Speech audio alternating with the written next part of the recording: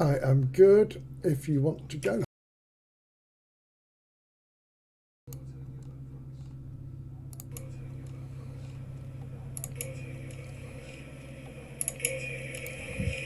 Why not, Dart? I don't have to be happy. This is a conversation I have with my family on a regular basis. I don't have to be happy every day.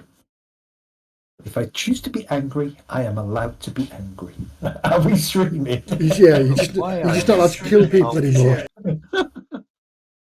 Ah. All right, so last session. So last session you split the party, which is amazing. A bunch of you went to the well, you weren't looking for.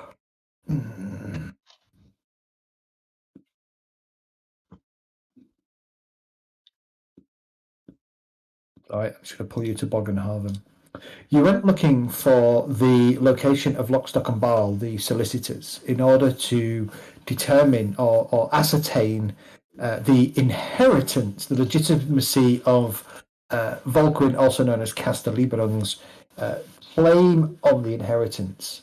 Upon arriving there, shutters were dropped and somebody yelled, "You're under arrest, you cultist, demon worshipping, cultist loving sons of bitches." Yeah.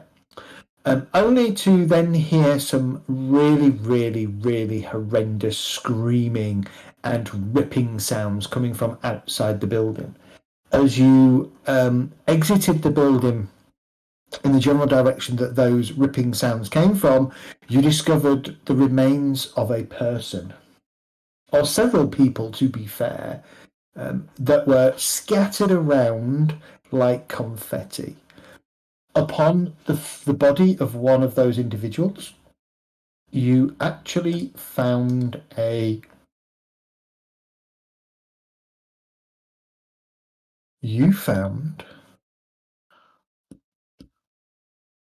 A letter.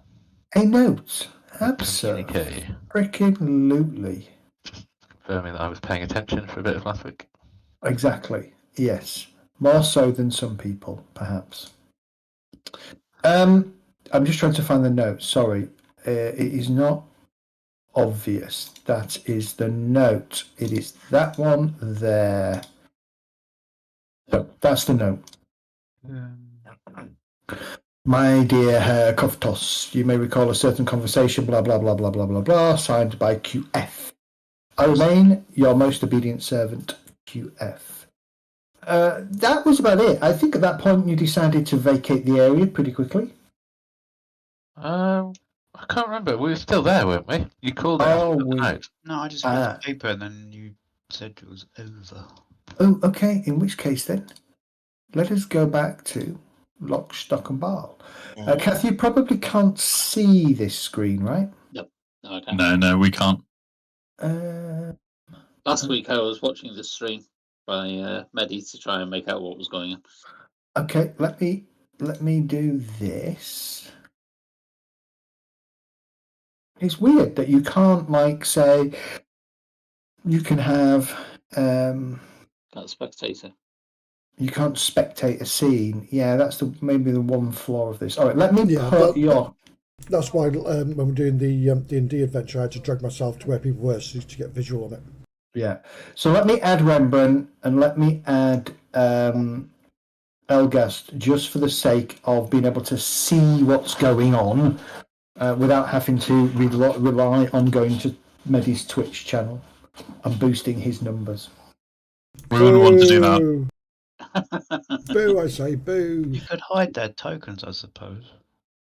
I could, yeah, but no, we can't see. No, don't we disagree? Okay, I didn't know that was going on. We're just sat in the corner with our eyes closed, going la la la la. We can't hear it.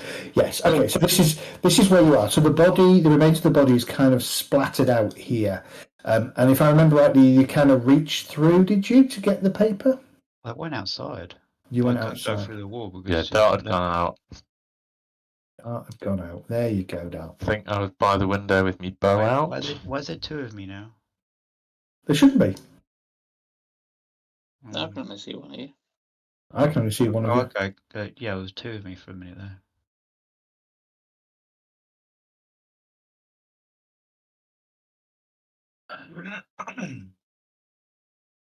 Yeah, myself and former Casper Lee Rung, who is no longer my lord. Yep. Yeah, we were wandering around after I'd gone screaming. Or is he? Yes, Yeah, it's it might still be the my real one. master. So what do you want to do?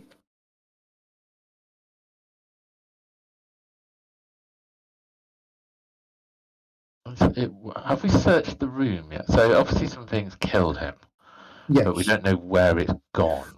Are there any Right. tracks on the ground? Or I was anything going to like say, that? Sorry.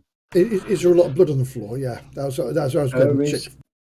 There is a lot of blood on the floor, yes. From my understanding, there's. I've got a law beast. Do Oh, I have yeah, a tracking skill as well? I should have tracking. You thought there were animals or. No, I don't have tracking. Give me, Ella,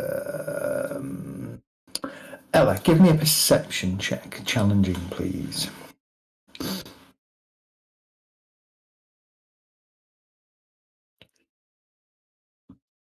Oops, I think I pulled my friend Seaboard to the map as well. He won't know what the hell is going on. Lol. Very nice, 2 successes. Okay, looking around. That's the odd thing about the scene. There's an awful lot of blood, and even you have your own footprints now, kind of in the starting to congeal blood, and you're leaving a few sticky footprint marks around the corpse and the remains of the corpse.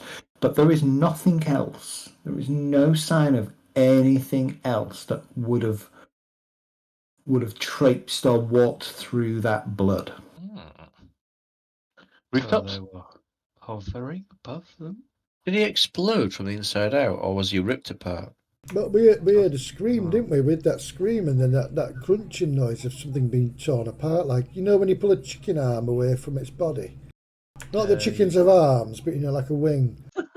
If you saw a chicken with an arm like that, I'd call one of the clerics. When they said it was blood everywhere. Maybe he cast a spell and it went wrong. What? The person was lying. Give me if you're outside and kind of paying attention to the remains, and you have the heal skill. Oh, good. Give me a check. It's just Vulcan, isn't it? I think I've got the heal skill actually. Yeah, you have. I don't. It's you, Rembrandt, and me. Did we check how to do you see know if he's this got was the that skill? guy who was in the room, or was this the voice, a guy we don't know? What's Challenging. you want challenge? Yes, please. There's not enough of the body left to work that out. Oh God, Ooh. Oh, how about clothing? I have no idea. You have no what was idea. the letter, by It's the a way? bloody Because I mess. don't have it on my screen. And so, is there any way onto the roof from where we are? You could come out of the building and climb up if you wanted. Yes, it's a single-story building. Yeah, let's do that. Is there any Yeah. trails of blood? Because if there's Nothing. blood on Nothing. the floor, Nothing. It's all in one localized area. Then there's no footprints the- leading off. Well, there are footprints now, but you can attribute them to the fact that Thomas has just walked through a load of blood, Ella's paddling through blood, and you're stood in blood. Okay. Right, There are no unexplainable marks or footprints. How No. much blood could So, this so, person so have? let's just take this back a step. The guy, the receptionist, left us in the room. He walked into this room, we were assuming. Yep. There were two voices. One said, "Oi, you're Casper Lieberung, you're wanted for blah, blah, blah." And then there was a bang, thud, wallop, tear, and silence. Correct.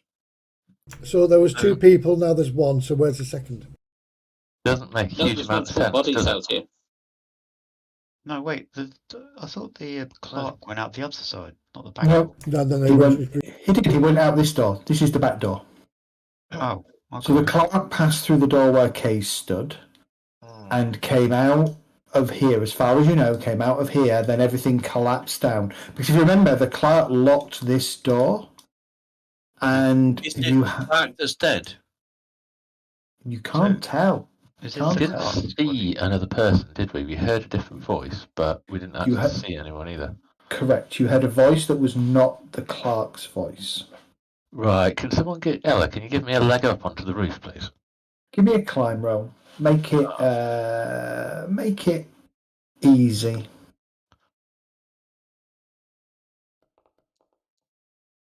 There we go. Good job you made it easy, right? me? Verse 90. Why is it 90? Because it was easy. And I've got a climb skill of 50. Oh, right, okay, because it'll be the other way. Sorry, yeah. Yeah. I'm So thinking- onto the roof we go. Just having a quick look around, really, make sure there's no tracks or snipers or anything like that. Nothing. Nothing. There's a finger. There's a pinky finger. Ah, cool. All right, I'm gonna throw that at what's he called? Lanwin, I think. Are you outside, Lanwin? No, Yeah, that one's Thomas- inside. Thomas, Language you've got it inside. wrong. What you need to do is put it in somebody's backpack without noticing. Yeah, I'll stick that in my pocket for later. Okay. Is there a ring on it by any chance? No. Nothing. All right, cool. In that case, I'm going to wander to the other side of the building. Yep. And just make sure there's no, commotion, police, watch, that kind of stuff. This is it's a narrowish alleyway, and at the moment nobody has raised a ruckus enough for the watch to come down and investigate. Cool. I'm going to shout down to our people. Let's get out of here. We need to clean ourselves. Ooh, should we go inside and clean up? No, first things first, Tom. Isn't it worth Ella looking at the paperwork and see if there's anything that says anything there? Good. I can't read it at the moment. I don't have it up on my screen. I've given Ella the book. We swiped the book, didn't we? And I gave that to Ella. Oh, that's right. I did that already, didn't we? Sorry. Yeah. We Hang can on, read what that book? when we're out of here. But let's go inside. What book? The book, the ledger that the clerk was writing in. Oh, that. Yes. I thought you said I couldn't read that. It was Oh. different language. Oh, No. no, it's maths or something. Oh, I don't know.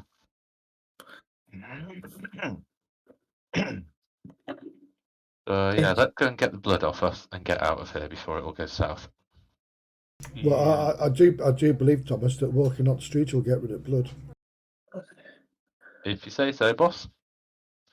Well, I've not been rolling in it. Have you been rolling in it? I've got a bit around my feet, but I'm all right. Nah, let's just leg it and get the hell out of here. Okay. Okay. All right. You leg it. Get the hell out of there. So let's pull you back to the city map. Okay, so you get yourself back onto the main streets and kind of walk in a very sort of casual, we ain't done anything honest, gov kind of manner away from that part of town. We're participating in the 100 meters nonchalant walk. Exactly. And you're doing it very well. To the nearest pub. Okay, the nearest pub to where you are would be... Well, technically it'd be the Half Measure Tavern over here, or you could head towards one of these taverns off the Nulnaveg.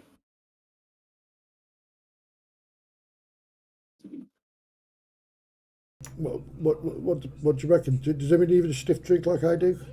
I can always do with a stiff drink like you do. Yeah. Definitely a stiff drink. Lead on, boss. Maybe two. All right, you get yourself to the Wolf's Tail, situated on Nulnaveg, not far from the Gottenplatz. A small tavern catering to mostly martial types. Actually, at this point, when you get there, it's late afternoon, sort of 4:30ish in the afternoon, and it's already shoulder to shoulder packed in here.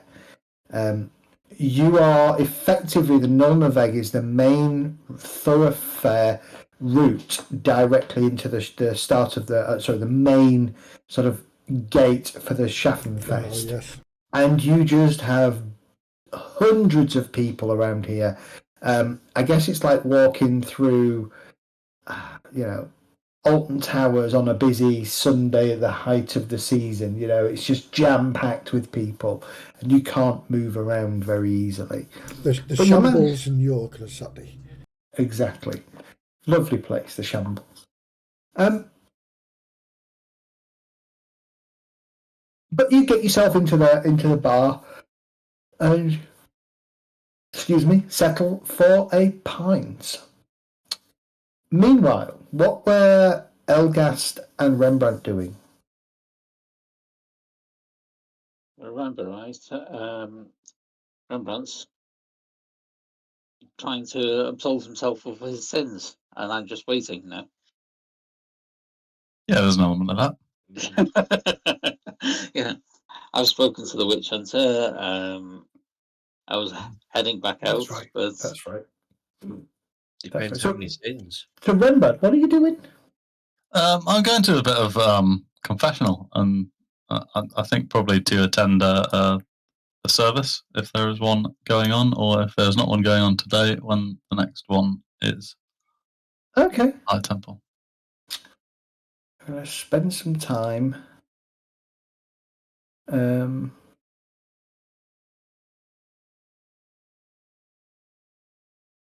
More than happy to have a private conversation with one of the priests.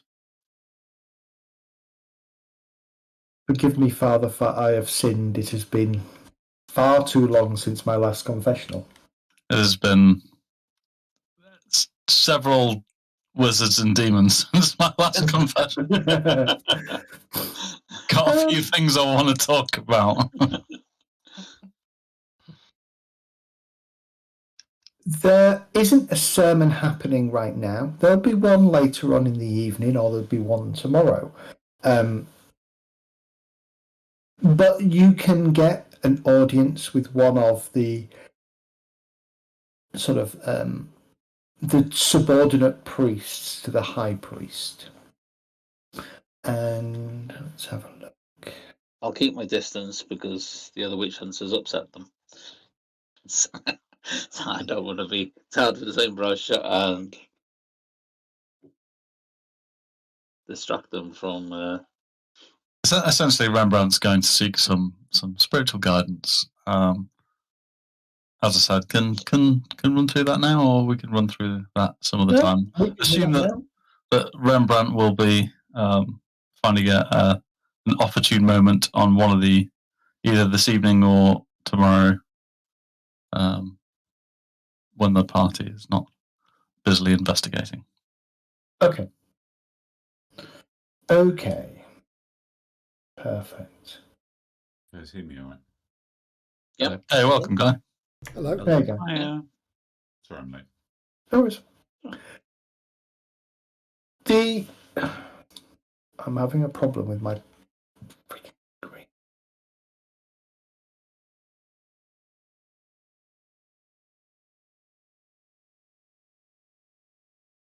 Do you not hate Live yet? Yeah, we're live. Yeah. Yeah. So Zed's been very slow because he's having problems with his screen. Give me a sec.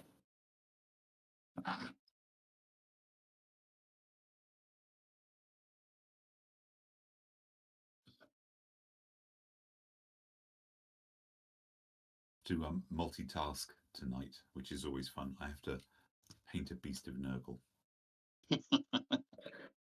Nice. Don't give him ideas. There is no Nurgle in this campaign. You'll be glad to know. There is no rot introduced at all. What about those mutants? But there is a Slaanesh, Khorne, and Tzeentch. There is Slaanesh and Tzeentch. There is not necessarily Khorne. He doesn't really feature that much, to be honest. You know when Khorne rocks up because there's generally a massive warband knocking on your door. Yeah. It's not subtle. That demon that was summoned by the crow, I thought had something to do with Khorne when he was reading the summoning. You said it looked like corn, but I think you actually learned something else. Right. If there's no Nurgle, where have I heard the term something rotten in Bogenhaven? Yeah. Was that a book? Something rotten in Bogenhaven is the original name, I think, of this part of the campaign. Oh. So the priest that you're introduced to is a priest called Erdred Ostlander. He is a youngish priest, probably in his sort of second calling, if you like, second tier of priest. And he sits down here, he listens to you, and he accepts your heartfelt and fervorous pleas with Sigmar to forgive you of the things that you have done. I've also got some private questions for him, which I'm okay. not going to do online here. Back in a sec. Screaming out. Right, well, we can do that section offline, but you spend a couple of hours or however long you need. You spend some time with, and so Elgast, you get a little bit bored waiting for him because after an hour passes, there's still no sign of him, and then 2 hours passes, and there's still no sign of him, and you kind of like, well, what do? I'm a bit bored now. Oh, for those 2 hours I'd have been reading the scriptures. That's yeah, but equally, after 2 hours, the rest of the gang don't return. Where was the agreed meeting place? I thought we mentioned the Schaffenfest, didn't we? We're going to meet at the Schaffenfest. We did, yeah. Later on in the evening, we were meant to be meeting there. Yeah. Okay, so you're gonna kind of all do your own thing till sort of later on in the evening, and then meet at the entrance of the Schaffenfest about what 7 o'clock-ish, 8 o'clock-ish, 7 o'clock. Yeah, 7. Yeah. All right. Well, let's move things forward to 7 o'clock then. So, happy days. We can go to the Schaffenfest.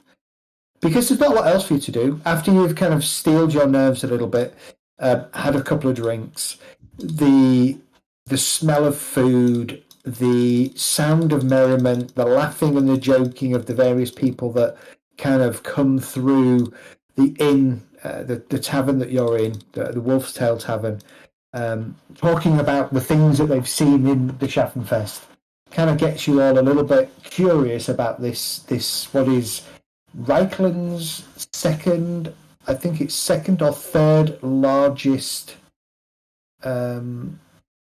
festival in the calendar year.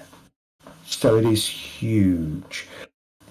What you'll kind of learn, and you'll probably know, predominantly it sort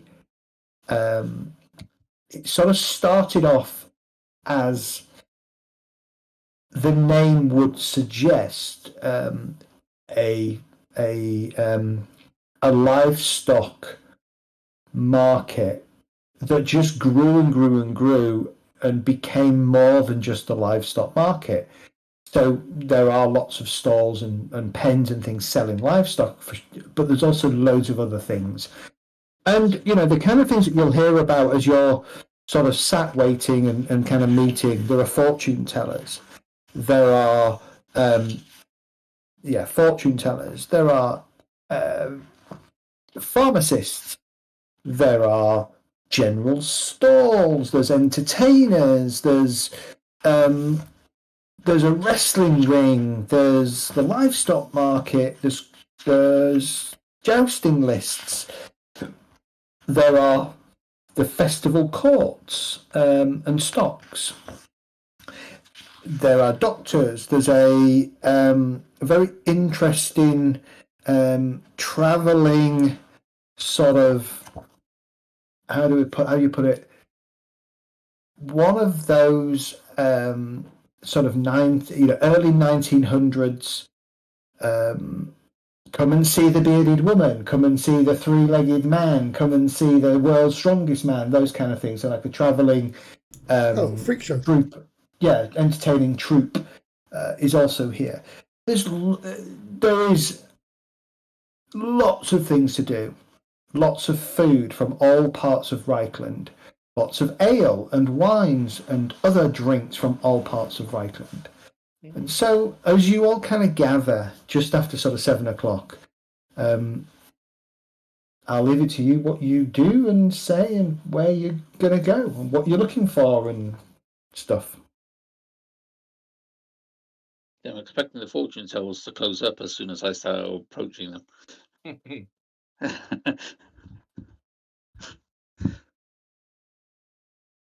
I guess Rembrandt comes back looking a little bit more pensive than usual, but he brightens up a bit as he hears notice of that there are some jousting kind of tournaments going on.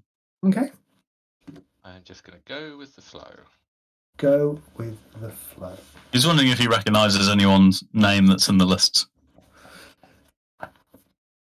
Let's have a look. Any names in the list? Your name is in the lists. I was going to say, has somebody put Ella's name forward?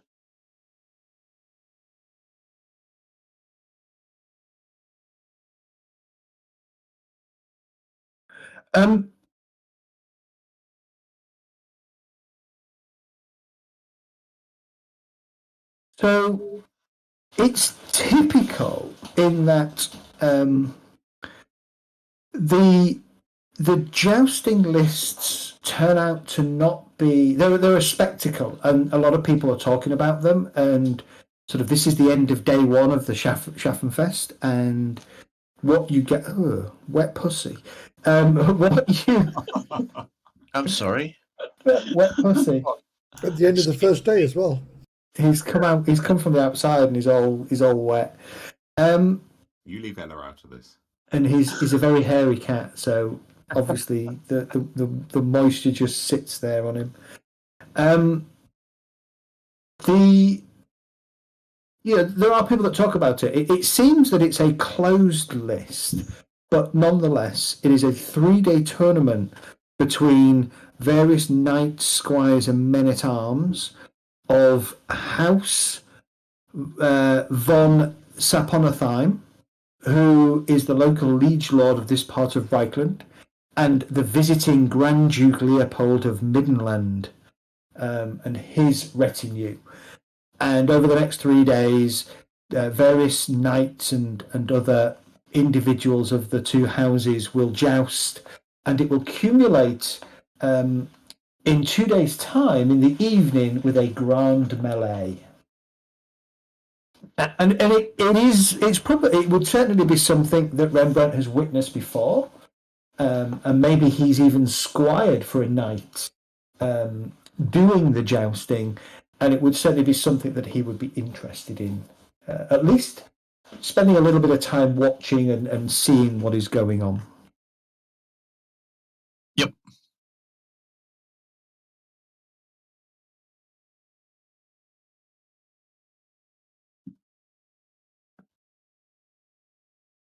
The lists might be somewhere that the prince might have gone.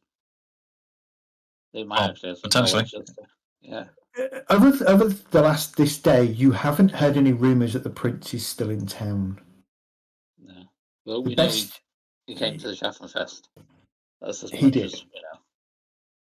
Yeah. Oh, yeah. So this would be day 2 of the Schaffenfest, not day 3. Yeah, day 1. So yeah, this would be day 2. So he came yesterday, and then has gone again. Okay.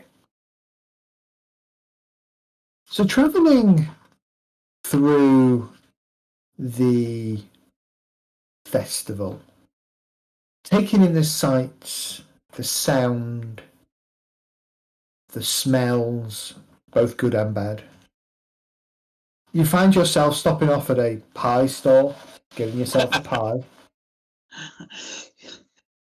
It's just asking for trouble doing that.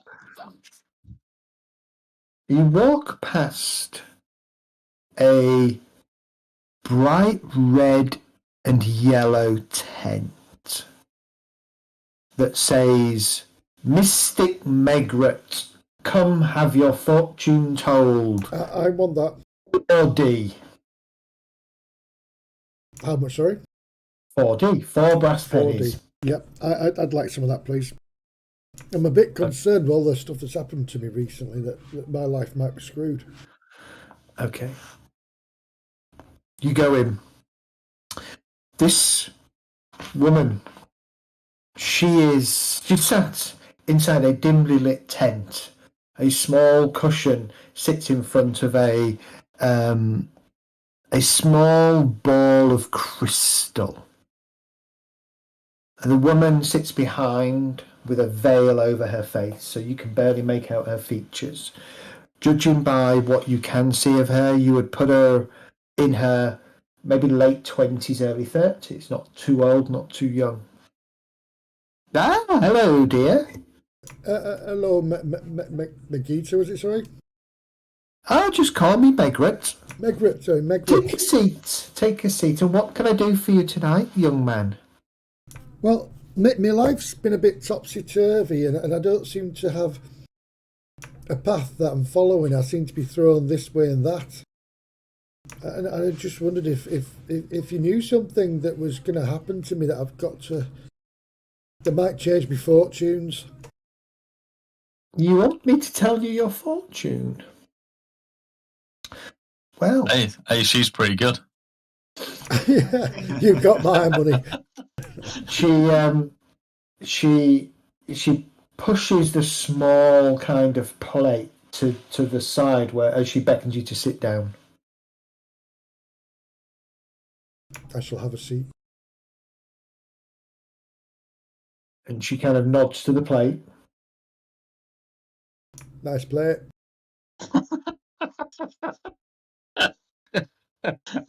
You haven't paid yet. Oh, I put my 4D into there, sorry, before shillings. She looks at you, smiles, whips the cloth off the off this kind of glass ball, and she kind of starts to rub it, and she peers into it. She does what while rubbing her balls? I do that one with my balls. I see. See a dark place. A narrow place with water. It is soon. Oh, have you frozen? Air of the death. Sorry, you're frozen. Yeah, You should be aware of death. Narrow place. Sorry, dark place, narrow. Filled with water. There is death there. Sorry, yeah. I see 7 men in 2. One of the 2 will destroy the others, and many more besides.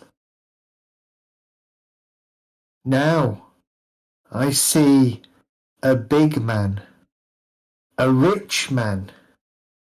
He will bring much danger to you. Beware the big rich man. Oh, it's gone.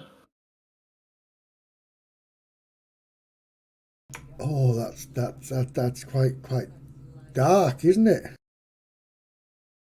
I don't know, dear. What did I tell you? You don't remember what you said? No, I don't remember what you said. Elgast, we got one.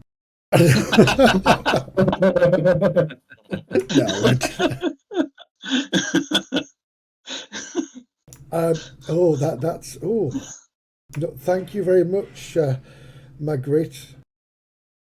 If you want to know more about your future, you know where I am. Come and find me. I'm here until the end of the Schaffenfest.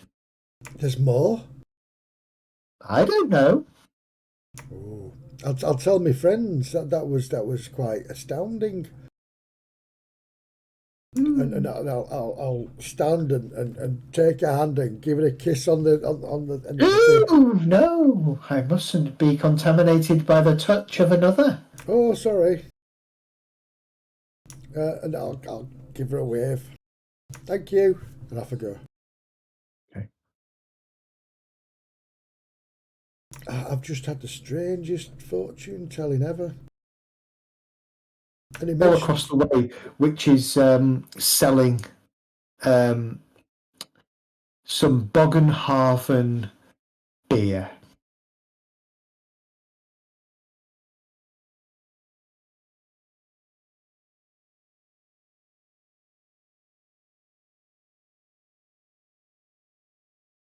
Did I disappear then?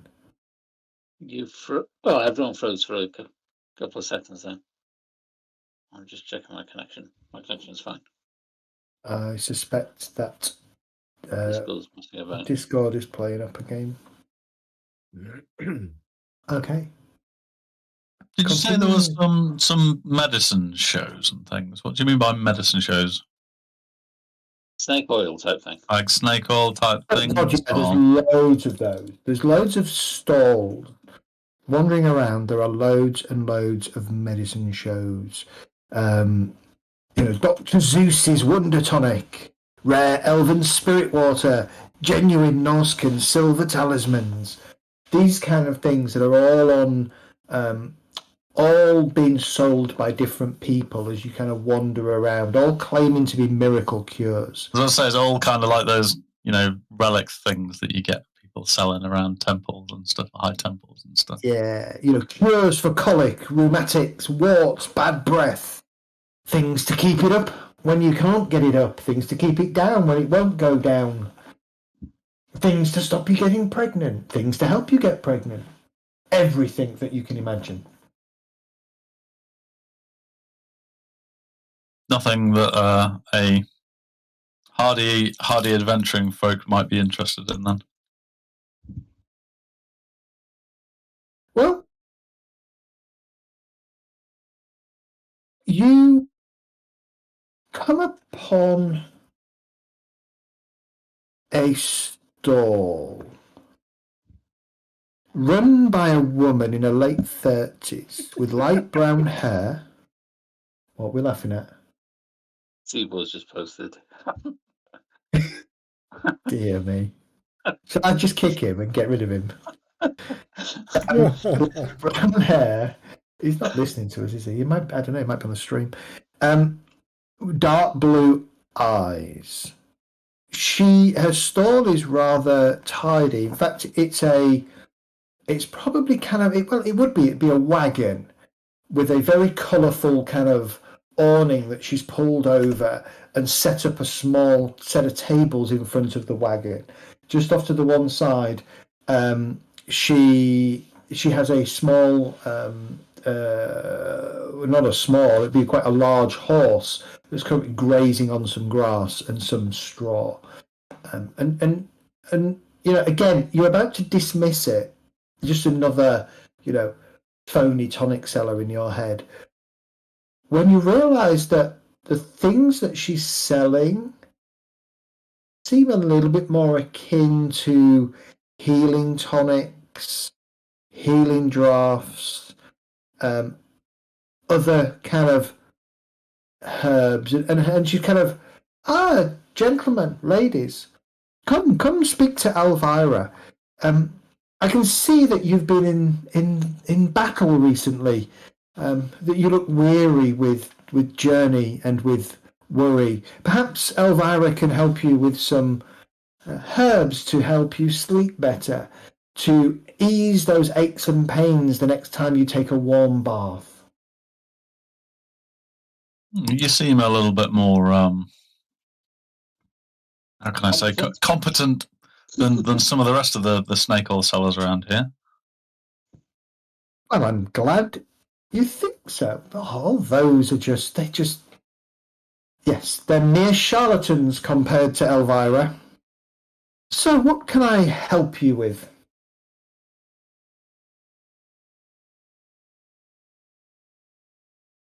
Can I assume that she might have some of the things under the herbs and drafts section in the game handbook? Let's have a look. The herbs and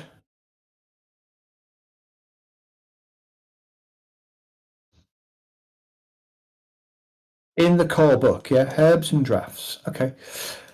Yeah, she will definitely have some of these. She may not have all of them, but she'll have some of them. So, are you looking for anything in particular, sir? Well, as you say, we are fairly travel and battle weary. We've run into a few bumps and scrapes recently. you have anything that would help someone recover from being poisoned or put to sleep? Poisoned or put to sleep? Probably looking for something like a vitality draft, something that might clear fatigue or something like that. Got it. Yeah. Okay. That's what I was looking for. Having been fatigued several times recently. Yeah. Well, let me have a look, shall I? They're not cheap, mind you, sir. And she kind of bends down under her little thing, and you can hear chinky, chinky, chinky as she's kind of rattling bottles and clanking bottles, and she comes up with 4 in her hand, 2 in each hand, and she places it on the desk. These are the ones I've got. I don't have any more with me. But certainly I could sell them to you, 100 silver pennies for the 4. 100 silver pennies for the 4? Yeah.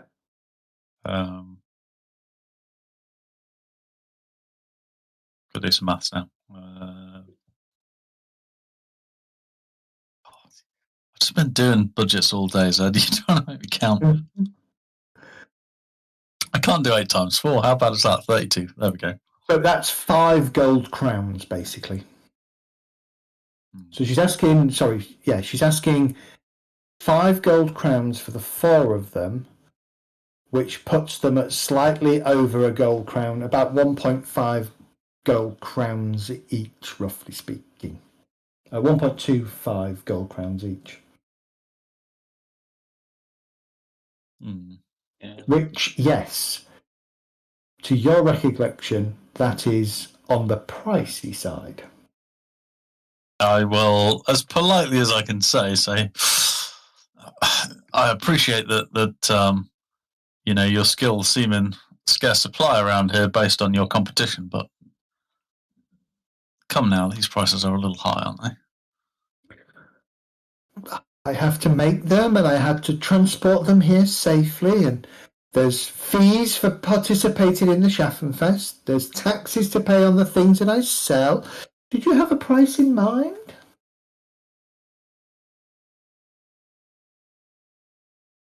Perhaps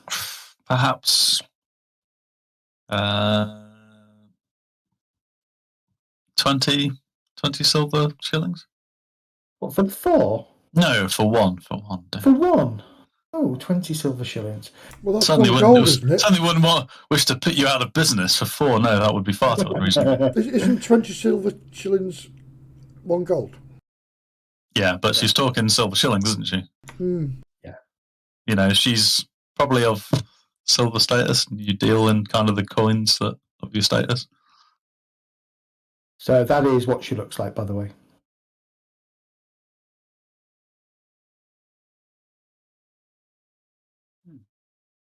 I think, what is that? Market rate would be 18, is that right? Market rate would be 12. Oh, it would be 12. Yeah. Vitality draft says 18 in here. Okay. Yeah. Oh, okay. So she's... Oh, okay. Well, that's interesting because Vitality Draft in the module says 12. Either way. Okay. So either way... So she was really trying to gouge me, but... It's inflation. Yeah, inflation. Can you roll a haggle for me, please? Oh, I don't know. Can I?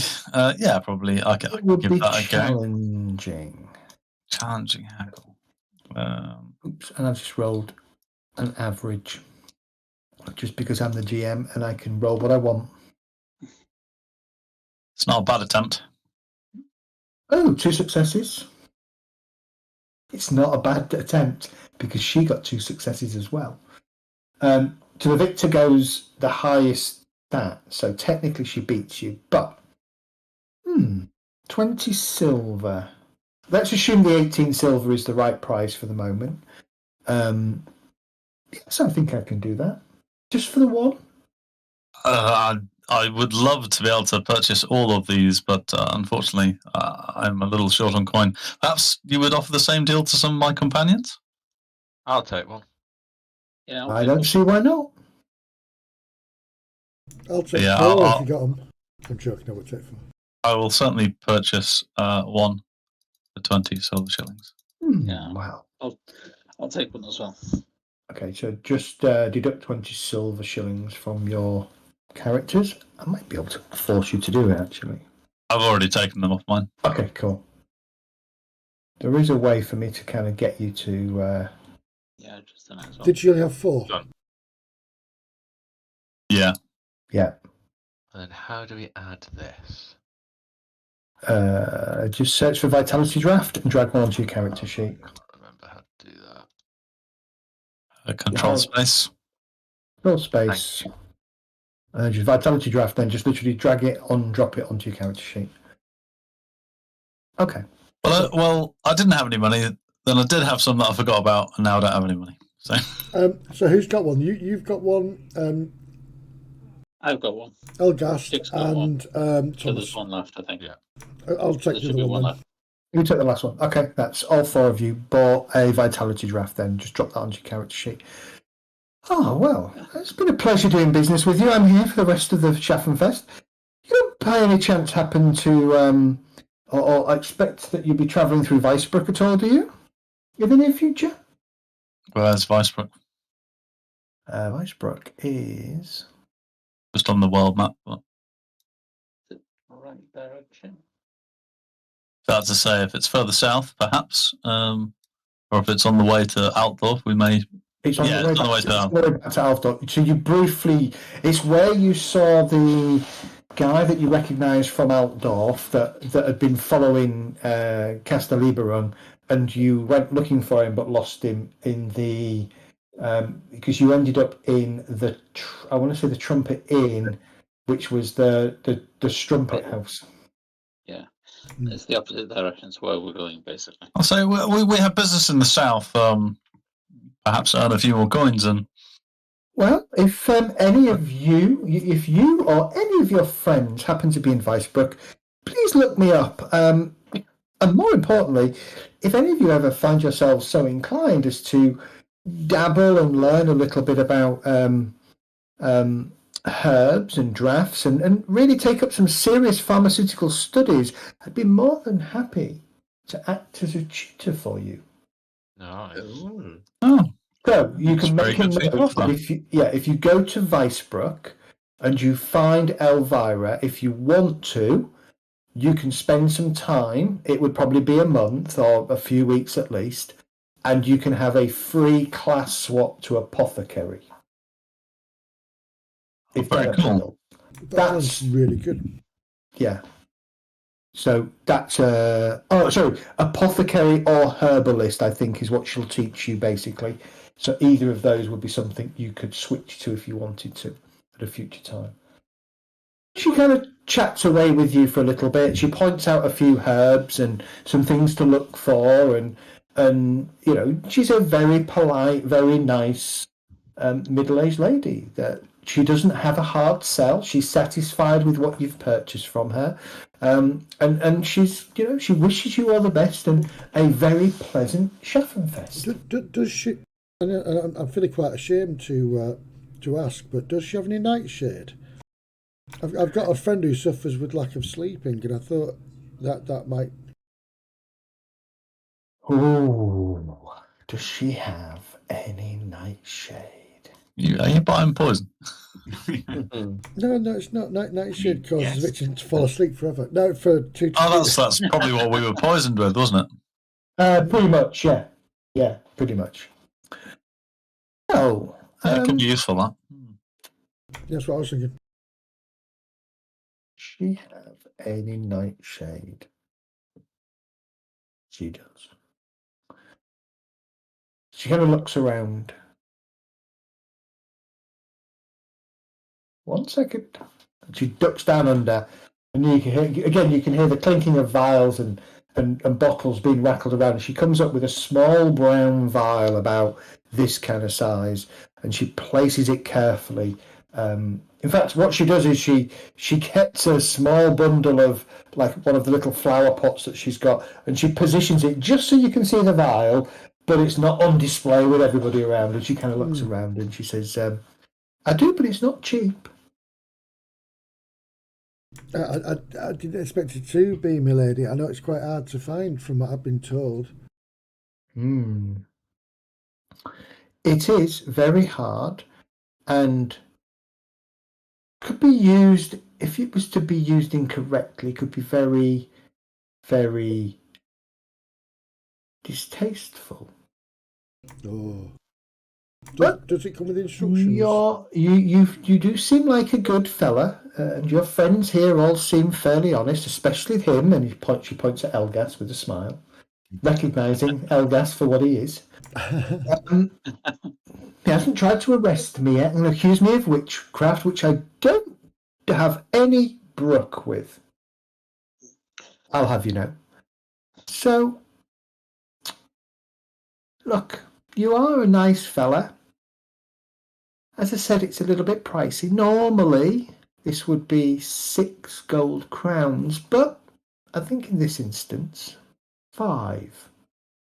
Oh, Mr. Selvera, that's quite expensive, that. Exactly. As I said, it's not cheap. I mean, I could. We are but weary travellers. I could perhaps stretch to 4. To 4, give me a haggle roll. Okay, I'll give you an easy haggle roll at this point. 4 for that. You must be mad. Thank you.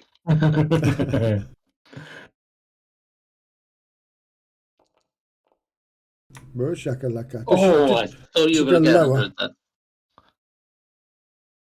Holy crap. Okay, that's pretty good. It wobbled on 100 for a second then. No, just give me 1. 4 gold crowns. I think we can settle on that, yes. Oh, thank you, miss. And I would definitely like to see you next time you come through Vicebrook. Don't be a stranger. I'm Elvira. You are? I'm Lamwyn.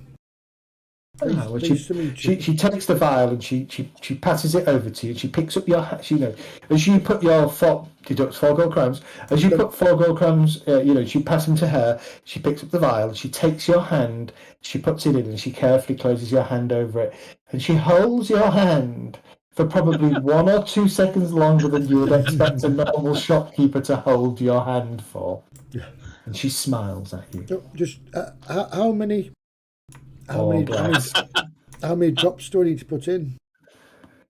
Well, you would need to put the whole thing in somebody's drink if you wanted it to have a good effect. Right. I can't guarantee that if you tried to spread this out amongst more than one person, you would. No, I understand. Have the same effect. Yeah. No, thank you. I may be back for more if it makes me sleep better. Well, you know where I am. The festival finishes tomorrow evening with the grand melee. But, yes, I'll be here until the end. Thank you, miss. So just out of curiosity, by any chance, did another adventuring party come through yesterday with the Crown Prince? You're the type of person that they'd have bought supplies from. So. Yes. The Crown Prince. Yes. Well, he didn't stop at my stall, but a couple of his representatives did. I think they bought nearly all of my healing drafts. They must have been expecting to go somewhere a little bit dangerous. They didn't have to mention where they were going. We're trying to catch up with them to join their party. Just something about heading into the Grey Mountains, but they didn't tell me specifically where, and I didn't feel it my place to ask. No, we're looking for clues as to how to find them. The Grey Mountains are a big place. They are, yes. Yes, they are. They are. There's some very interesting things to be found in the Grey Mountains. For instance, if you were to look for this small white 5-petaled flower, and she notices that Kay yawns behind. Rembrandt's listening quite closely. He's interested. So she goes off on a little bit of a tangent for a couple of minutes, telling you about a couple of flowers that you can find in the mountains that have various medicinal properties. If we see a few, we might bring some your way if we're coming past. Well, sorry. Yeah, go for it. Are you finished? Yeah. I'm gonna ask her slightly surreptitiously. Like, can I show you something? And I'm gonna offer her the potion of, allow her to offer her to examine the potion of strength, which I found a few weeks ago, a few days ago, whatever, a few episodes ago, and just kind of be like, what do you make of this? Flywell and Dettol. She looks at it. She kind of looks at it. And, may I? She says, and gestures, taps the cork. Of course. Takes it off and. Oh, well, that's interesting. I would certainly say it has. It is more of a magical tincture than a purely herbal tincture. A little bit out of my field of expertise, so I would caution taking it. And unless you know exactly what it can do, I would certainly be cautious about what you do with it and how you use it. Okay. It's quite valuable then, you would say. I got the impression that it was well protected at the time. So is it something? Okay, that's cool. Thank you very much. I just pop it back in my coat. No worries. I'm trying to figure out. Trying to remember where you got it from. Cultists. Oxford, the bottom of the inn. Yeah. Oh, the bottom of that inn. Oh God, yeah. Okay, yeah. Oh, well, it could be valuable. It could be valuable to the right person. Not something I would be interested in purchasing, though, at this time. But if you are looking for a buyer, then let me know, and I may know somebody who could be interested in buying it. Okay, I'll have a think. Thank you very much. Maybe we'll see you tomorrow. Yeah, I'd look forward to it. Nice. Very nice meeting someone who doesn't want to murder us. We should do this more often. It's quite strange, isn't it? Yeah. Continuing on your journey round, so you kind of, let's go back to the Bogenhafen map. I'm not on the Bogenhafen map. Continuing your journey round, kind of from the main gate at the Nulnweg, you're heading round to the Posten Gate, which is at the far end. And you're just kind of wending your way through the various tents, the livestock pens and things like that.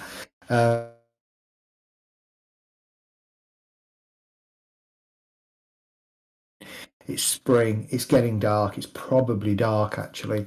The place springs to light with torches and lanterns and fire eaters and breathers and things just kind of moving around the crowds and entertaining everybody. It is definitely a place of interest with a lot going on. Here and there you'll hear the "stop thief" and you'll pause and look around. All of you kind of immediately hands going to your belts and your purses, and you'll see every now and then the watch wandering around. But there's also outdoor soldiers that are also working with the watch, and this place is pretty well organised and well kind of patrolled in that sense, and quite often the cries of "stop thief," it won't be long before you'll hear an oof as the thief is wrestled to the ground by a member of the Altdorf army or one of the watch or one of the watch's volunteers. And as you're kind of wending through, you end up at this huge tent, a large tent bearing the coat of arms hanging outside. Stood at the entrance of this tent, 2 Bogenhaven State Army halberdiers. And they're just, they're there, and every now and then you'll see a watchman will drag somebody up to the gate, up to the halberdiers, and take them through and inside. And to one side, is a set of stocks. And as you kind of walk past, you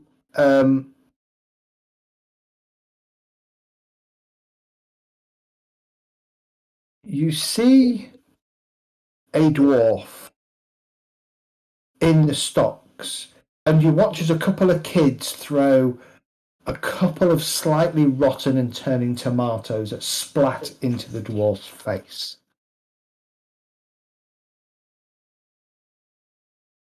Is there anything?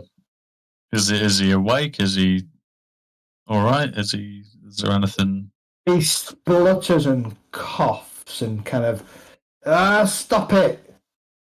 And one of these a little urchin comes up to Ella. Ella, are you awake? Yep. A little urchin comes. Sure? Are you sure? I need to take the meat shield sign off him now. Yep, I'm awake. I'm listening. A little urchin comes up to you and says, "Yeah, Mrs. Have you got a spare crap? We've run out of stuff that we can throw at the criminables. We ain't got any money or anything, but we'll use it well. Anything. Rotten tomatoes, rotten eggs, wet celery, anything we can throw at the criminals." Daggers. Which criminals? Them ones, and she points. The kid points at the dwarf that's currently hanging there like this in the stocks, with currently rotten tomato kind of dripping through his beard and down the stocks and around his feet at the bottom. Oh. And the sign under the dwarf says drunkard and vagrant. So a dwarf.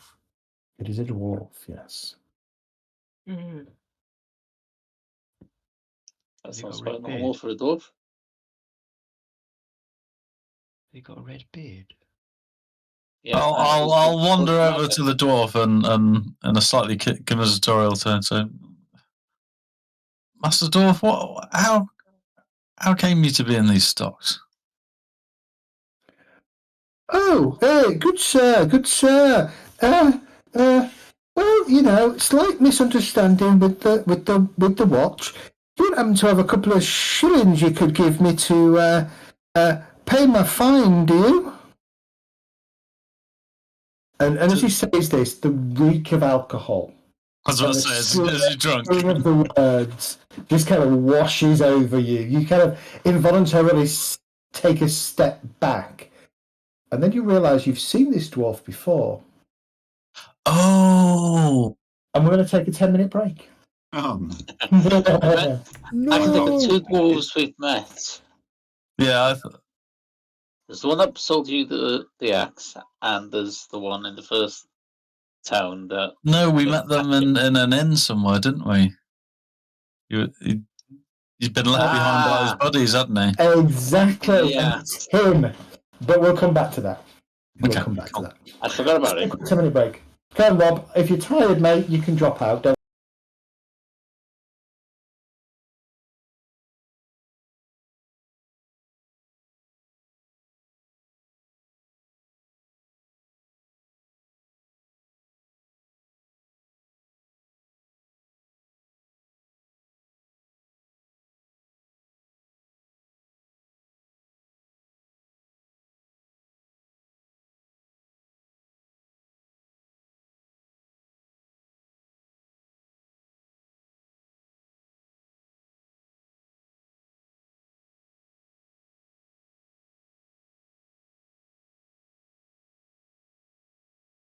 Ring him on WhatsApp.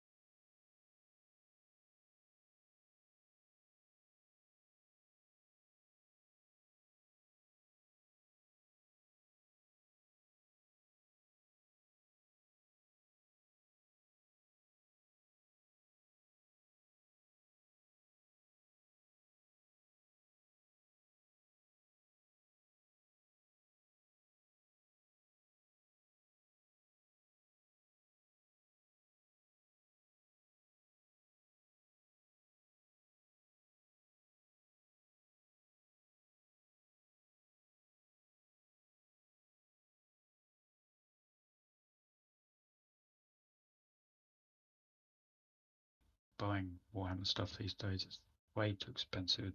Not when it was. It is expensive, yeah. When it was in the 90s, it was pretty expensive. In the 80s, it was better. It was like £4 for a nice pack of lead figures. Well, we were at Warhammer World a week ago, and I restrained myself and still walked away 100 and something pound lighter. Yeah, but Warhammer World is quite something, isn't it? It is when you buy, and especially when it's all resin figures that you're Gonna buying. say, is that the Fight I've Gun never Forge been World there. stuff? Yeah, it's the Forge World stuff. It's the Forge World specific Dark Angels characters and stuff that I bought a load of, I've got. and they are gorgeous. But Did you find the assassin? no, do you know where it is? They move it every day. Oh, do they? Yeah, it's never in the same place twice. What assassin? So on the biggest diorama they've got, which is an entire room of, I think it's 5,000 miniatures, they hide one miniature called an assassin. And if you spot him and tell a Games Workshop employee, you get a copy of the assassin. Which Oh wow, assassin, though? that's good. It's the one that's up on a flag pulley type thing. Is I it? think with, Is it a human assassin? yes, it's a human assassin. Yes. Flagpole. Which one's that one? That's the one with the. He's got a funny head, doesn't he? I think so. Yeah. He's got, It's got like a head that looks a bit like an alien head. triangle. Yeah, he's the That's the one without a soul. He's a negative, if I remember rightly. See, he'll probably be able to tell me who Conrad Kurz is. Conrad Kurz. Or is it Constant Kurz? No, it's Conrad Kurz. This is Conrad Kurz. Oh, do you know who he is? Yeah, he's. I might do. He's a Primac for He is. one of the traitor legions. I didn't think he was a Primarch. Is he a Primarch? Is he a Primarch? Okay. Yeah. Yep. Is it the World Bearers? No. No, it's not the World Bearers. I'm not going to answer any questions. I'm going to move on. So, this dwarf. Yes, let us get going. This dwarf. You suddenly recognise, it dawns on you as he kind of breathes all over you, and there's that momentary sober look of recognition, like I've seen you before, and then the alcohol kicks back in again, and you recognise him as the dwarf that passed out, who had been talking to his mates, his fellow dwarves, about going to the Schaffenfest, but they'd left him in the pub, absolutely drunk, and basically abandoned him. Half to myself, half to the dwarf. Rembrandt kind of mutters, "You're not having a lot of good luck, are you, Master Dwarf?" Well, call me Gottry. No, I'm not having a good look.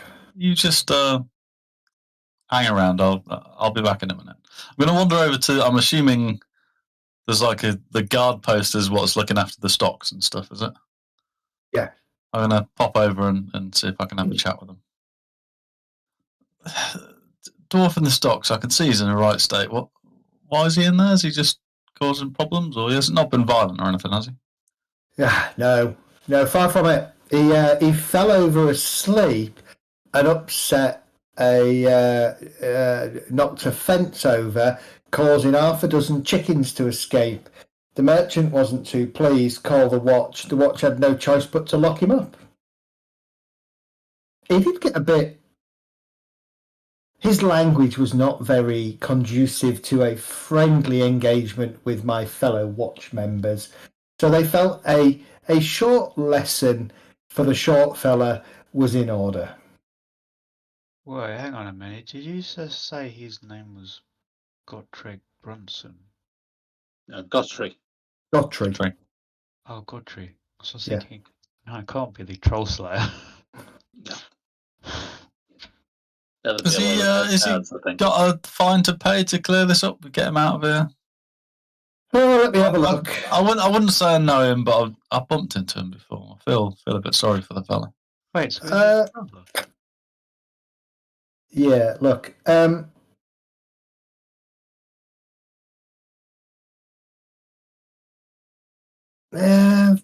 2 shillings gets him out for the night. But if we catch him again, it's going to be triple. Well, And if we catch him again, he's going to be in there, and he points to the tent. I'm thinking about it. I'm saying, well, look, I can't take responsibility for him. I don't, he's not one of my companions, but if I pay him out and he ends up being rowdy again, sure, put him back in the stocks. But yeah, go on then, 2 shillings. Okay, thank you very much. Well, come on then, let's get him out. And he kind of gets the keys and heads over and he goes, right, Master Dwarf, your bond's been paid. You're a free dwarf. Don't want to see you in here tomorrow.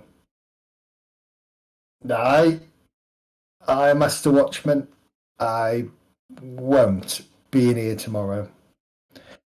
I'll be over there as he kind of gets out of the stocks and he looks and he just points to the nearest beer tent. I'm going to try and put a friendly but firm hand on his shoulder and say, now, Guthrie, come on. You can't afford to pay your way out of the stocks. You can't afford to drink. And I certainly can't afford to get you out again. My last 2 shillings, that. It literally is as well. Give you a couple of shillings. I'll pay for his release. Oh, you're such a nice... No, I've already paid it. Oh, you're a nice man for a human. Where are we going then? If we're not going over there, are we going a bit further in and finding another beer tent? Well, where are your companions? Yeah, we found you on the road a few days back and you were supposed to be meeting them. Are they not around? They've not turned up. To be honest, I'm not expecting them to turn up this late. I think they've gone their own way, I think, is what you humans say. Whereas we dwarves, we just say they fucking left me. Anyway, I'm going to go over there for a sit down, and he points to a different beer tent and starts heading in that direction, slightly wobbly. Come on, Guthrie, don't do this to yourself. Let's have a chat about it. Why are you drinking so much? I know everyone loves an ale now and again, but this is getting out of hand. That's a tale that I could tell you, but not with an empty tankard. Maybe a tankard of water somewhere. Water? I'll sober you up, then How you'll be able to tell us the swear at story. me? How dare you swear at me? Come on, let's. You're going to be back in the stocks if you keep drinking. Just one more ale, and I promise Guthrie will go and sleep for the night. Not do any more drinking. I tell you what, Guthrie, if you tell us this yarn, this tale of your woe, we'll all have a drink with you. Well, come on then, he says, and he grabs you by the arm and starts pushing you, kind of dwarf handling you towards the nearest beer tent. Rembrandt's already slightly regretting this, but he's going to follow him and keep an eye on him. I'll buy you all a drink. Come on, let's listen to Guthrie's tale. You're ordering 6 beers, a couple of pennies each. Yeah. And Guthrie's takes a big beer mouthful, and as it comes away, you've got the foam all around his beard, and he's like, Well, have you asked old Guthrie about his tale? Yeah, it's a bit sad, if I've got to say. Guthrie, I used to be part of the Dwarven Engineers Guild. Quite a big wig in the Dwarven Engineers Guild, if I do say so myself. My beard was magnificent. Everybody liked it, and my brain too. And I built this machine, this contraption. It was absolutely amazing. And then they caught me drinking too much and asked me to leave. Can you believe it? A dwarf kicked out of the Engineering Guild because he'd had too much to drink. So why didn't you sober up a little bit? And what was this machine you were building? Well, didn't have any lenses, did it? No lenses. No, it did not have any lenses. That might have been a bit of why they asked me to leave. But it's. I can't really remember what the what the contraption was like. I just can't. It just won't come to me anymore. Do you think that's something to do with the drink? That's what he looked like, by the way, when you met him. Oh my god. Love it. Oh, fuck me! He's got a bone in his beard. Can we encourage him to have a wash at least? Oh, I could go and have a wash. Yeah. You also noticed that he has this seems to have this incessant need to scratch and itch various parts of his body. Yeah, not sitting too close to him. There is something festering, isn't there? There is definitely something festering. And it's that itch what makes you want Is there itch like as well.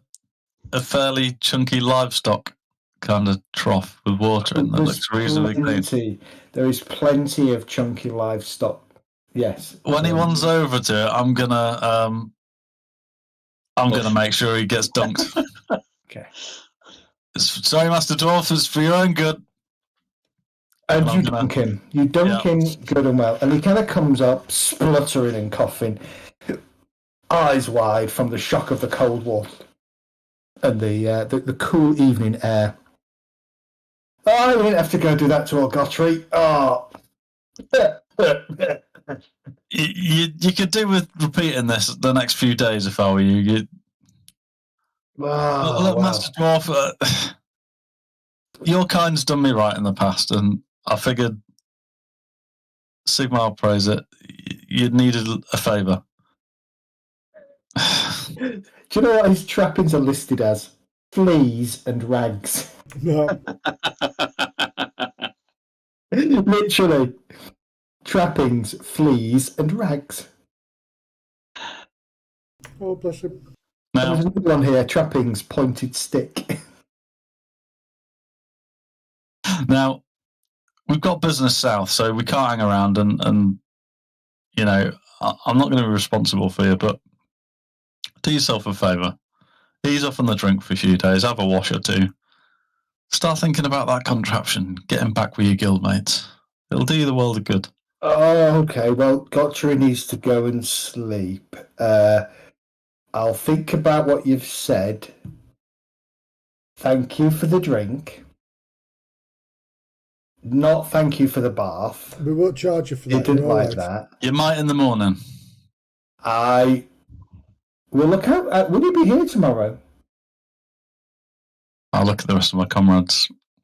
I shrug. And so if we can figure out where the Crown Prince has gone. Probably at least for a day. If you feel sober enough and you ask around, you might find us. I will do that. That sounds like a really good... If you rock up, stinking of booze and without having a wash, we're not interested, all right?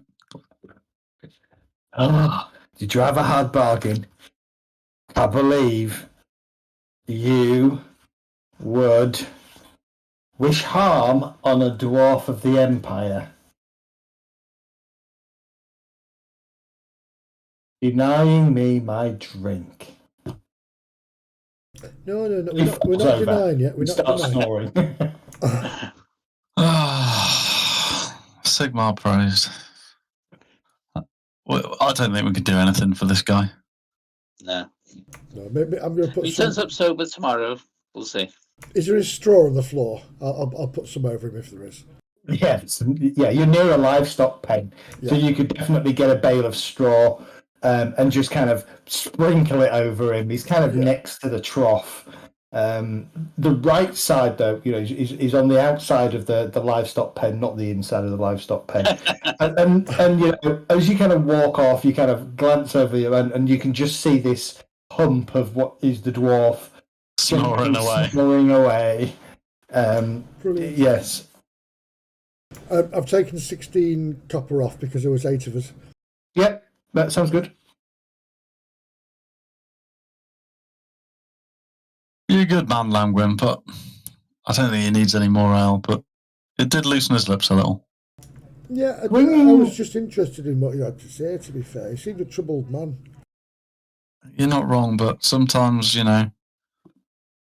you can only help someone so much. If he turns up tomorrow and he's sober and he wants to talk a bit more, I'll happily see him right. No, you're a good one. You are.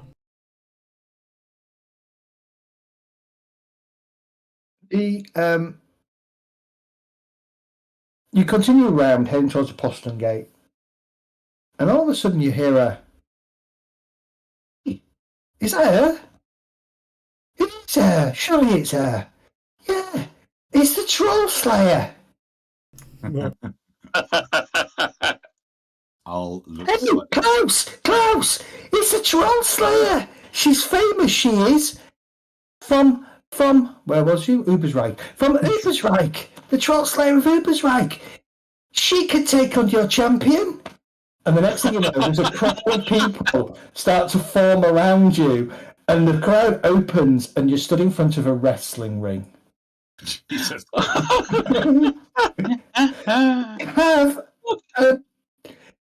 have a contender. Madam, did I hear rightly? Are you the Ubersreich Troll Slayer? Yes. That's right, she is. Well, I only did that after you said yes. I saw it in my own hands. If I'm standing next to her, I'll give her a nudge. Don't you mean me? Yeah, you might have mistaken me for this person who happens to be called Kayla. No, mate, it's you. It wasn't the tall girl. It's you. I saw you in the pub in Ubersreich telling people you were the Troll Slayer. You did do that. You did as well, yeah. You did do that. You made it. You did do that. Oh, Well, madam, what do you say? Do you fancy taking on Crusher Braugen? I'm not. I mean, Win yourself 2 gold crowns. Now he's tempted. no, he's not. She's really not. Well, hang on. Do you want us to get him down to 1 hit point like last time? Yeah, if we all beat him up until he's on his last legs, Yeah, then he's you can coming just last go in. minute. Like all your kills. Oh, that was unnecessary. Accurate, though. Well, now, technically speaking, you see, yes, I did slay a troll, but it was more with guile and wits than brute strength and force. I am not the person for wrestling, but I would bet you 2 gold crowns that Ella here could take on your champion. Ooh. Ooh, give me a charm roll. Fuck me, something I could potentially do. Of course. Average? But not so nice. Challenging. Because it's opposed, so it would be challenging. Have we? Is there anyone like that looks like a arena champion or whatever? Looking over at the arena. He's sat in the arena, and he's a big lad. He's got, shoulders, massive biceps, a loincloth on, but he also looks quite tired. Start trying to size him up versus Ella. What are my thoughts?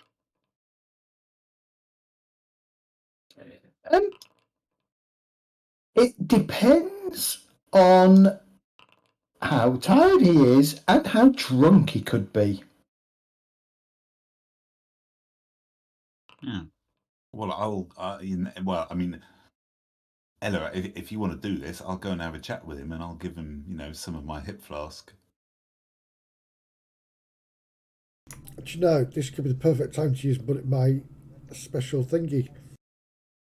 Excuse me? But it's a sleepy man. Yeah, trying to size him up as a fighter. What's my general thoughts, Zed? Compared to what I've seen Ella do. Although, actually, recently she did just knock a dude's teeth through his eyeballs from the inside. That's pretty impressive. Yeah. Let me give you. Let me just have a quick look at Ella for a second. But this is wrestling, isn't it? Not fighting. Yeah, I've got brawling. Yeah, but I'm assuming this is kind of a bit bare knuckle wrestling as opposed to I don't think it's wrestling how we have wrestling. It should be You brawling, mean won't it? choreographed? But I have You would. brawling, but You've not seen this guy fight. He's a big lumbering guy, so it's gonna hurt if he gets hold of her. But Ella is much wirier, a lot more wiry, and a lot. And he's tougher than she looks. So Oh, no, Ella's actually, tougher than she looks.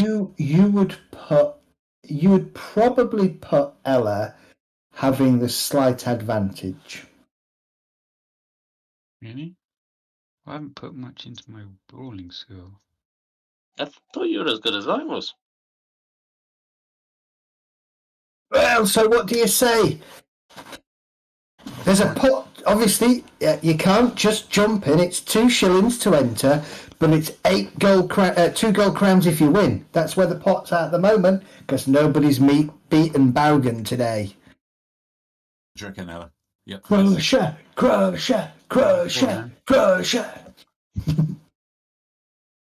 Is that yes? Yeah. If I had the coin, I'd pay you in. I think you've got a decent chance at this, Ella. And a two I'll pay you crown prop isn't bad. Okay. You pay for me. I'll pay for you. I was going to say I'd pay because you haven't got any money left. I do. I just don't Was show it you four- guys. 2 shillings, no. was it? Sorry. Not you, Rembrandt. I've got some pennies, and Yeah. I do have a crown, but that's my last one, and I can't just gamble that. Langway is rolling in money from what I remember. Yeah. Is it 2 shillings or 4 shillings? 2 shillings to enter. Yeah, 2 shillings paid. But I also want to look to maybe wager split between people a gold on Ella to win.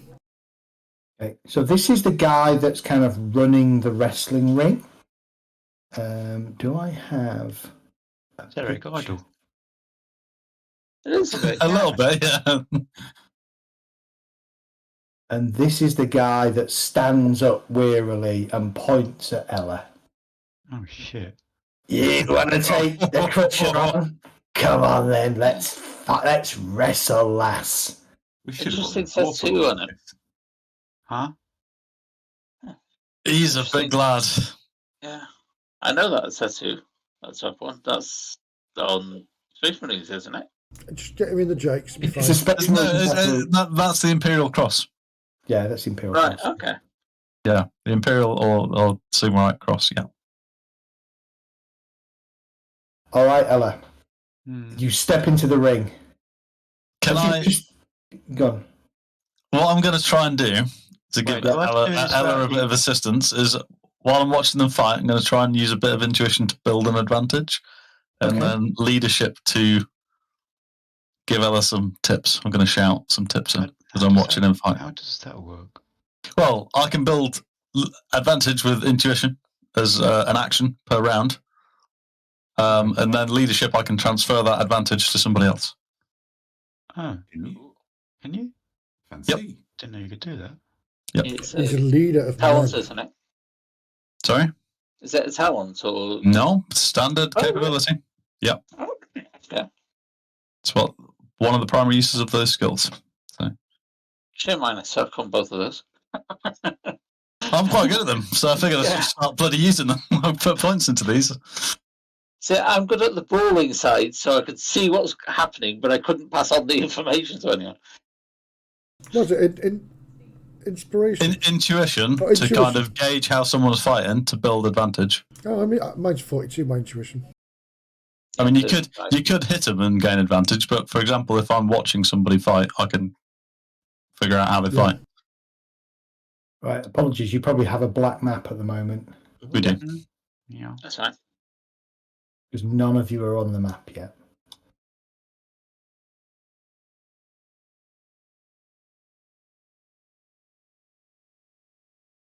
And obviously, there's plenty others around you. There's lots of people all sort of gathering, and money starting to exchange hands, and wages and bets are coming down. And the Crusher stands up and is like, all right then, lass, let's do it. And Klaus goes, hang on a minute. We haven't covered the rules. Calm down, Crusher. You have 3 minutes. If you're still standing at the end of the 3 minutes, we tally up to see who's won. First unconscious, you lose. No weapons, I assume. No weapons. Let's take them knuckles off. No foul play. What about my armor? Take it off, lass. Take it off. I'll give you a hand. I don't need a hand. Have you not got mail thingy on? I've got mail coat and leather on. Yeah, so just untick. So I'll do it for you. So you basically untick everything. So you're not wearing any of your armor. So you strip off your armor down basically to your undergarments, and then you climb over the ring. I'm not going there in a bikini. Thank you very much. I didn't say a bikini. I said undergarments. Yeah, well, that's He's my wearing a priority. It's like pantaloons and. I mean, if I'm assuming you've got like a undershirt and stuff. Exactly, that's what I would have thought. Oh, right. You're not going to be wearing mail and stuff without something. Imagine you've got nail and a G-string. Exactly like Mehdi was saying. I would imagine you'd have some kind of pantaloon type thing on your legs and some boots, and a shirt that sits over top of your underwear to protect you from the leather and other stuff chafing. That's fine. Yeah. I'm watching my cash because this is going to be a perfect opportunity for pickpockets. Why is there an icon on my character now? What is the effect on you? There is no. Oh, because technically it's saying you're encumbered. That's because you're not wearing your armor, but technically your armor's not on your person, is it? No. But doesn't that changes my abilities? Yeah, it does. I've got -10 agility and fatigue or something or other, movement. So would that affect combat as well? Yeah, it would do. All right, let me just put your armor. There you go. I'll put your armor back on. We'll just have to manually calculate the damage. Well, actually, I can apply the damage to you excluding armor. So I can treat it as though it bypasses your armor. That way, you don't have the encumbrance penalties, but we're still playing no armor. Okay. All right. So roll for initiative as we kick off. What sort of odds? He raises his hand and he goes, "Fight." What sort of odds are we getting against this guy for money wise? Against him. Yeah. So for Ellis, he's the favourite. So you should get pretty good odds on. Yeah. So you would get. I mean, I don't understand betting or gambling, so I don't know what a good odd would be. Like 3 to 1, 4 to 1. Is it average? It would always be challenging. Why does it always go to average on? I don't know why it goes to average, to be honest. It would be so you'll get 4 to 1 odds on him, but the highest payment anybody will take is a silver shilling. Right. Well, I'll spread out a gold between people if that's all right. Okay. But it's all for Ella to win.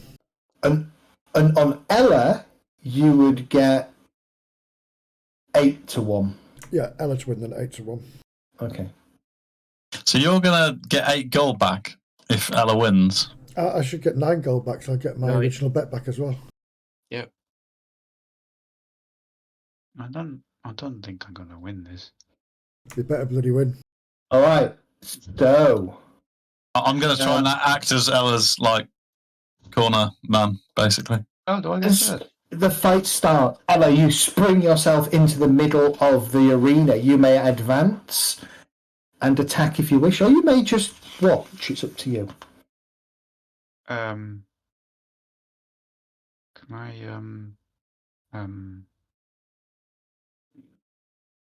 I'd like to intimidate him. You would like to intimidate him. Okay. As you come forward, then you make yourself as big as possible, and you go for intimidation. Give me an intimidation roll. Zed, I know I'm not in initiative on this, but at some point I would like to see if I can distract Crusher with my astounding beauty and good looks by calling over to him or Flash your leg. Exactly. That's exactly what I'll do. Oh, is that Flash, fallen flash out an again? ankle. Flash an ankle. I'll show a Elbow. wrist. That intimidation. No, I think he's it's too far. cowering in the Too corner. racy. All right. So you basically kind of bring yourself up, and can everybody see the map? Yep. Yes. Yeah. Cool. Yeah, you bring yourself up and you raise yourself up and kind of, really make your presence felt. And for a moment, he hesitates. So you've got a success against him. And then he comes forwards to attack you. I should have an advantage against him now. Yeah, you do. Yeah, you have an advantage, yes. Shouldn't he be fearful of me as well? Is that what happens? Yeah, normally that's what happens when you do a intimidation test against somebody. Okay, So yep, hang on then. right. Hang on, he will have fear. He was not expecting that. Oh, it didn't actually apply. Oh, that's a shame.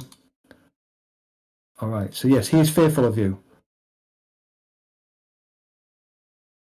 Right, he's going to try and close, though, so he needs to make a cool test, and it is a challenging cool test.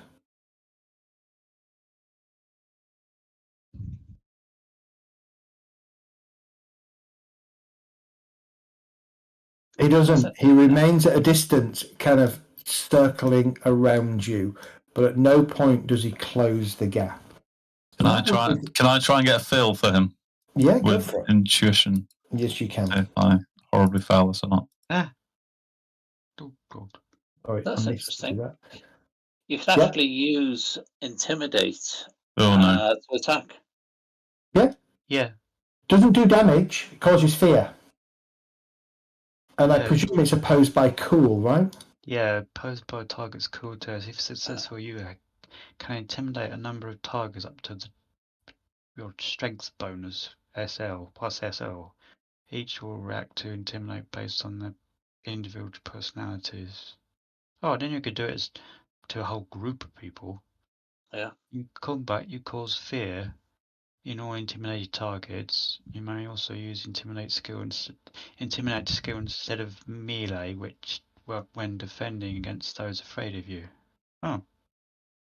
Causing intimidated parties to back away from the fight with your will and opposed and posture alone. Further, with your GM's approval, you may use intimidate to attack such targets, issuing special commands such as drop your weapons or get out of here.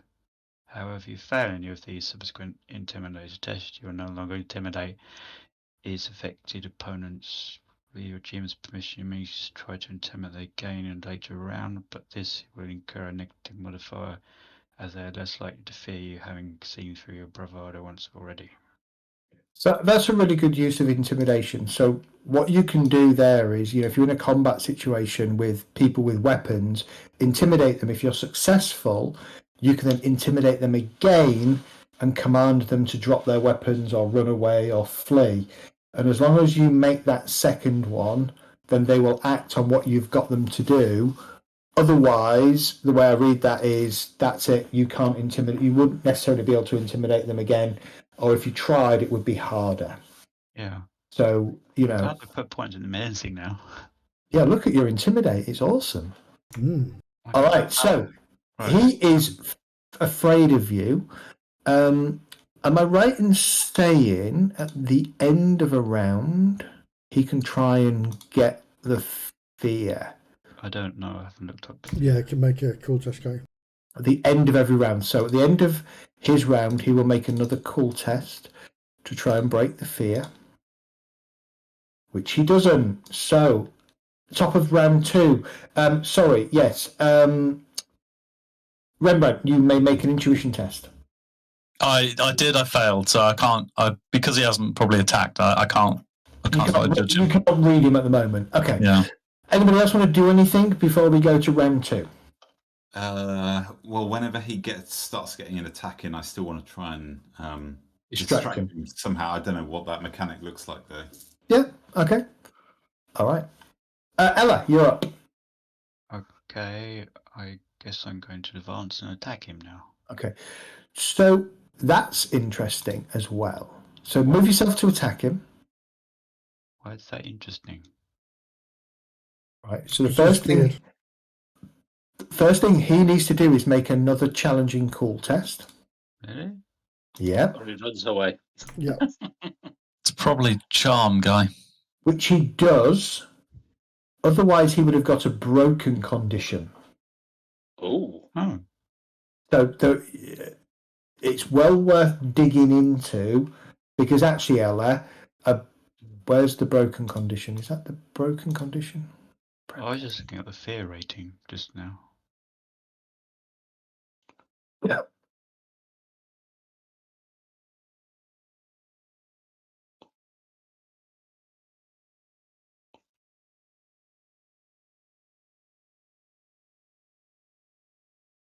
There isn't a broken condition, is there? Yeah. Oh, broken. Oh, yeah. Terrified, defeated, panicked allows you to.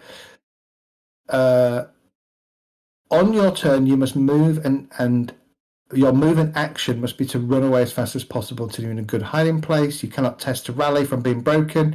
If you're engaged, if you're unengaged, at the end of each round, you can rally. For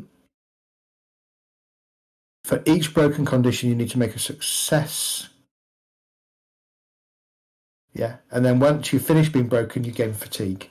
Broken is nasty. Don't get broken. All right, Ella, you advance. He steels himself. He flinches as you come at him. What are you going to do? Hit him? Yeah. All right, roll a brawl test, please. Melee brawling. Make sure you target him, remember?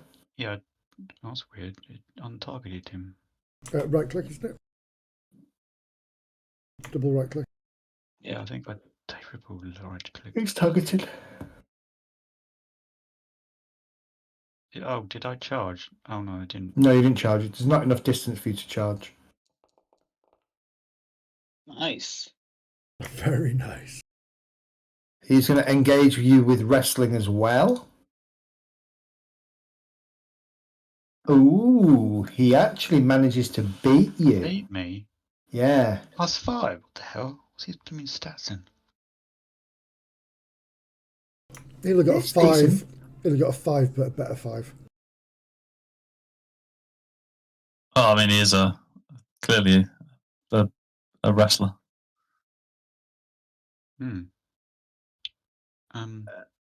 Despite the fear, he manages to kind of push you back and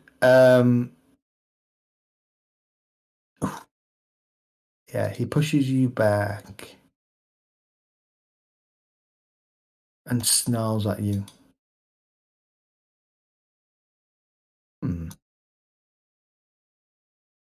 He's not as tired as he looks, Ella. Sorry. No. He fails by 1 success level because it hasn't taken into consideration the -1 success level because he's afraid of you. So you're going to do 6 points of damage to him. That'll do. Nice. So you minus toughness. Oh, Minus his toughness. Oh, right. Because I got +1 and he has a -1, so it's a +2 to me. You know. Yeah. So minus his toughness. His toughness is that. So you get him in a bit of a chokehold, and then he kind of wriggles out, but not before he grunts in a little bit of pain. Anything else, Ella? Actually, you're done. You've moved and you've attacked. So he is going to fight back, but I'm going to give him -1 success level because of the fear. So he comes swinging at you, a bit of a haymaker.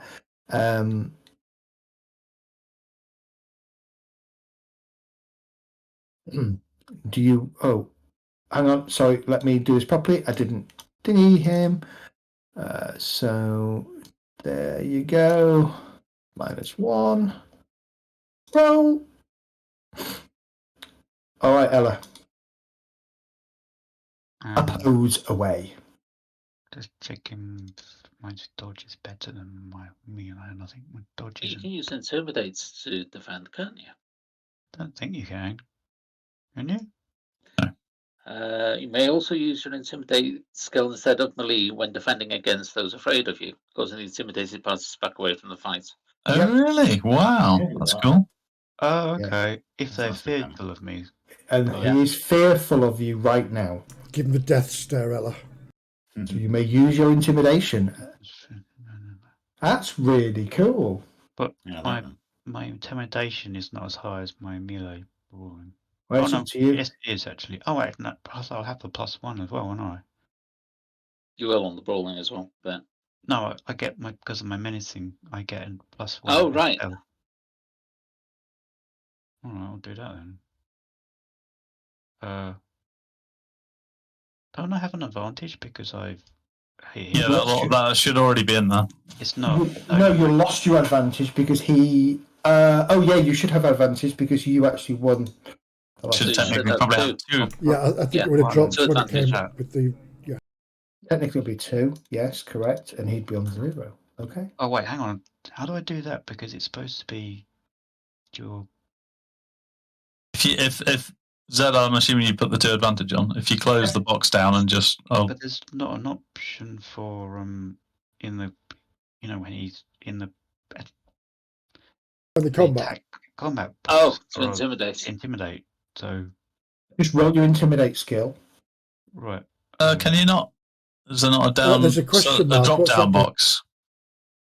There's an improvised. but it's Improvised different. weapon, yeah. But that won't do it. That won't. Yeah. That Ah. won't. So you'll have to go to your skills and actually roll your intimidate skill. And it should take you advantages. It didn't. I put that in manually. Okay. Well, actually, I've got 1 advantage, but it says 10 modifier. Yeah. And I got an SL bonus. Yeah.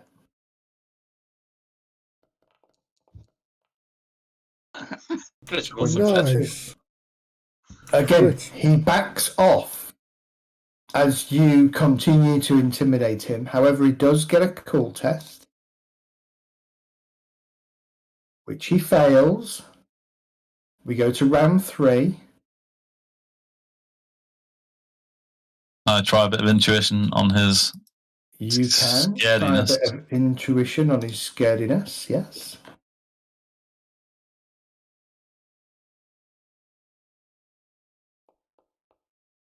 I'm rolling like crap tonight. You have no idea at the moment. No. You can't get a read on him, and you think it's because he seems afraid of Ella, and that fear is genuine. Ella, round 3. What you doing? I'll What step you off doing? and try and hit him again. Okay, go for it. Yeah, I was going to suggest me giving advice from my brawling skill, but Ella's as good as I am. So I don't think it would actually make any difference.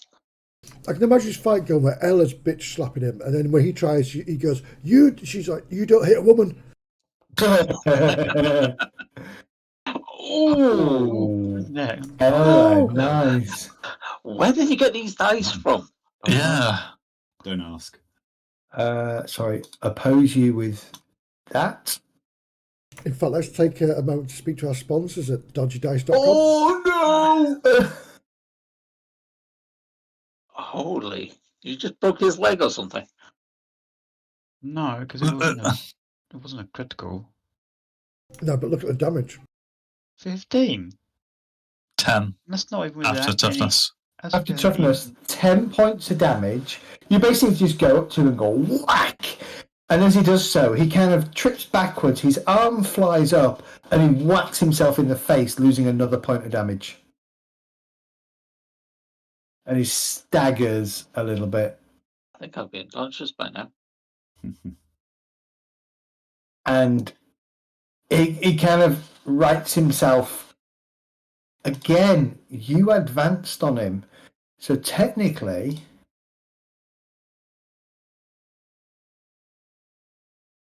he's going to have to make a cool test. Oh dear. What? Run, rabbit, run, rabbit, run. Don't let Ella get you with the thumb. No, he's broken. He's going to try and hit you, though, but he's in a world of pain. Actually, it's not just a world of pain, it's a world of confusion. He's suddenly discovered something that he's never really discovered before, and that is fear. However, at this point, his head down and his shoulder into your stomach, and he wraps his big meaty arms. Oh, I forgot to target Ella. Let's try that again. Jesus, Ella, you're getting away with everything. Why can't you just use the roll that you just rolled then? Yeah, it's fine. Can you oppose it, please? He still goes down and he tries to wrap his arms around you, pick you up, and do a pile drive slam into the ground.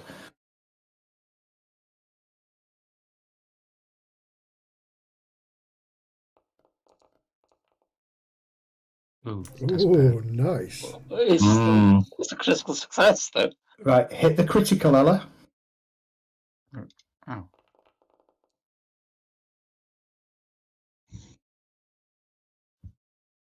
That's a critical fail. Is it? Can't Yeah. be. No. No, it's a success. Is it a success? It's green, not red. Oh, okay. Wait, I thought you can't hurt people with a defense. Yeah. No, you can. And if you win your defense, then the critical triggers. So, as he comes at you and he grabs it, you kind of reach behind him. You kind of twist and bend his arm and dig your nails in, cutting his hand quite nastily with your nails. And he kind of staggers back, takes a couple more wounds, and he's looking very, very kind of unsteady on his feet. He's going to try and oppose the fear. He's still afraid of you. Go to round 4, Ella. Oh, he's bleeding as well. Ella is very scary. You have him at your mercy. Wait, has he gone down? Not yet. Oh. Yeah, mate. I don't think that bleeds. I'm going to shout, finish him! I'm quite glad I'm quite good at cool tests now. She can bully the party. Oh, flipping heck. Oh, Okay. You're on Why fire. have I got a 90? Because you've so got much advantage. Advantage. I've got You've 4 got the advantages, but the most advantage you can get. So if you look at your skill, your melee brawling is 52. You've got 4 advantages, which takes you to a 92 skill, because each advantage adds plus 10 to your skill. Okay, he's going to try and oppose you with his dirty fighting skill, which he's actually pretty good at. Not in this case. Well, that's for damaging, doing extra damage, isn't it? Chris plus 60. You'll kill him with that, and you probably don't want to kill him. So I'm going to give you a choice. You can kill him. There will be consequences, or you can just ignore the critical and let him go down. Let's let him go down. Okay. So what was that? That was his body. So basically, you just come in and just go bang, right, a really short punch straight into his rib cage. It just goes, and you can see the impact of the rib cage where his torso wobbles all the way up to his face, and he pulls that funny face, and then he just comes back, hits the wrestling kind of rope, and then just sags to the floor like that, unconscious. And the crowd erupts, and beer goes everywhere, and people start cheering, and they're like, Ella, Ella, Ella. And the guy kind of comes spluttering in, and Klaus kind of goes, and we have a winner. And he kind of grabs your arm and he puts it up, and as he does so, he looks at you, glares at you for a second, and he leans over and he goes, I hope you didn't cheat, lass. No. I don't have that skill. I actually didn't pick dirty fighting because I didn't think it was going to be useful. I didn't think I was going to be. I didn't pick dirty. I can have that talent, dirty fighting, to give an advantage of +1 damage, but I didn't pick it because I thought I'm using my sword now. I'm not going to be using brawling. Is anyone seeing to the Crusher? Not at the moment. He's just laid there. There's and Klaus will go, get a bucket. I'm gonna try and give him a bit of assistance. Okay, give him a heal if you wish. I'm congratulating Ella, but what did you do to him, Ella? Cry. Slap on the shoulder. Well done, Ella. And I'll go collect my winnings. All right, Mehdi, you get yourself. It's 8+1, I bet. Yeah. 8+1, you bet. Yeah, from a lot of very unhappy people in the crowd. Don't worry. She's here all week. And she's not even the troll slayer. Very good fight, that, Ella. Yeah. That intimidation is amazing. Yeah, I know. I was wondering when I was going to be able to use that because I didn't realise it. I was trying to use it on that the guy in the bar when everyone fell asleep, but I thought no, because I didn't realise it's everybody in the room in your vicinity. Yeah. It's not just the person you're menacing at. Well, my best skill is brawling at 53, and you're 1 point behind me. And you didn't even really use brawling much, you just intimidated the hell out of it. Ignore that. It wasn't an opposed roll against you, by the way. Unless you were going to stab him, were you? No, I'm trying to make sure he's not permanently damaged by Ella's the fists of fury.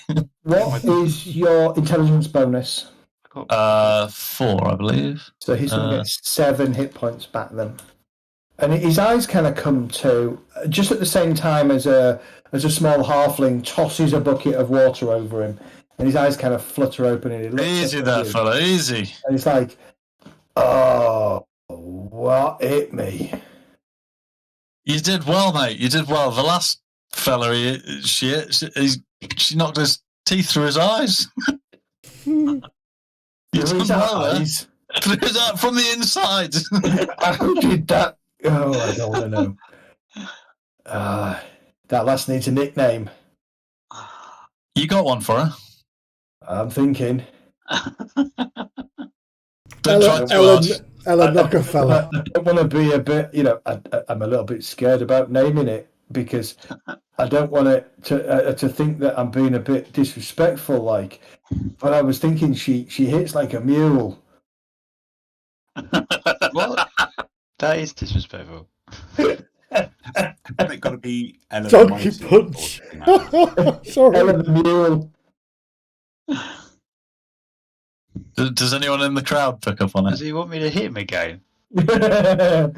Several people nearby go, do we do? And they kind of look at each other, all of each other, like not sure whether they should yell it. And Ramron's going to go. She's a bit angry at the moment. I don't think it's a good idea. Menacing on the crowd. Yeah, everybody suddenly drops to the floor. If you do menacing on the crowd, everybody will just scatter and vanish.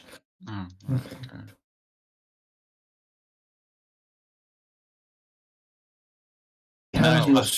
He hands you a small purse, and he says, "Well, lass, there's your winnings. If I may kindly ask, this isn't a place for you to come back and fight tomorrow, unless you want to be my champion, in which case you can work all day." No, I'm not interested in that. I've got other business here. All right, Crusher, you good for tomorrow? Yes, boss. He'll be all right. Can he not? He needs a few hours rest. Yeah. We'll close down for the night, and he can rest tomorrow. He can rest till tomorrow. First fight noon, and you, lass, don't want to see you here competing tomorrow. And just so we're clear, Ella is already trying to think up the song of Ella the Mule. Well, I'm going to walk away singing.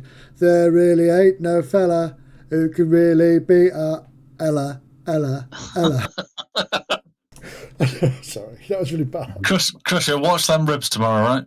They need a few days before they'll knit. Yeah. Yeah, all right. Sounds good. Jesus Christ, huh? Oh, Sigma, Ella. I ain't messing with you. I'm not just a pretty face. I won't go that far. That you are a pretty mean woman with your fist. Well, I think my intimidation was more than that because I've Yeah. got a 51 in intimidation. Well, What I breaks from that? I assume that's right. So if you're feared, Reading it looks like Yeah, that. It's I a read fear. it. I think it's. I read it as if just, your target of your fear comes closer to you, you must pass a challenging cool test or get a broken condition. So if you're backing off from the fight, I read that literally that you're backing off from the fight, and that means that they're going to step in, which triggers another cool test. It seems a bit broken, that series of events. Unless I don't know. the back off from the fight is... It could be that. Let me just look at intimidation. Yeah. It could be that the back off from the fight is figurative in terms of... But it worked, it's fine. I'm not unhappy with the way that came out. I thought it played well. Very well. So at this point, you're kind of wondering... it's probably now gone 10 o'clock, and the festival will continue on. Well, actually, according to this, it's nearly 10:30. Well, the festival. GM decides whether you can use it as an attack as well. Yeah, so it's causing someone to drop something.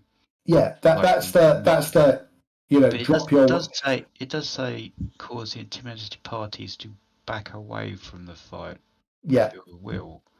Yeah. But it does say you can use intimidate instead of melee when defending against those afraid of you, causing intimidated parties to back away from the fight with your will and posture alone.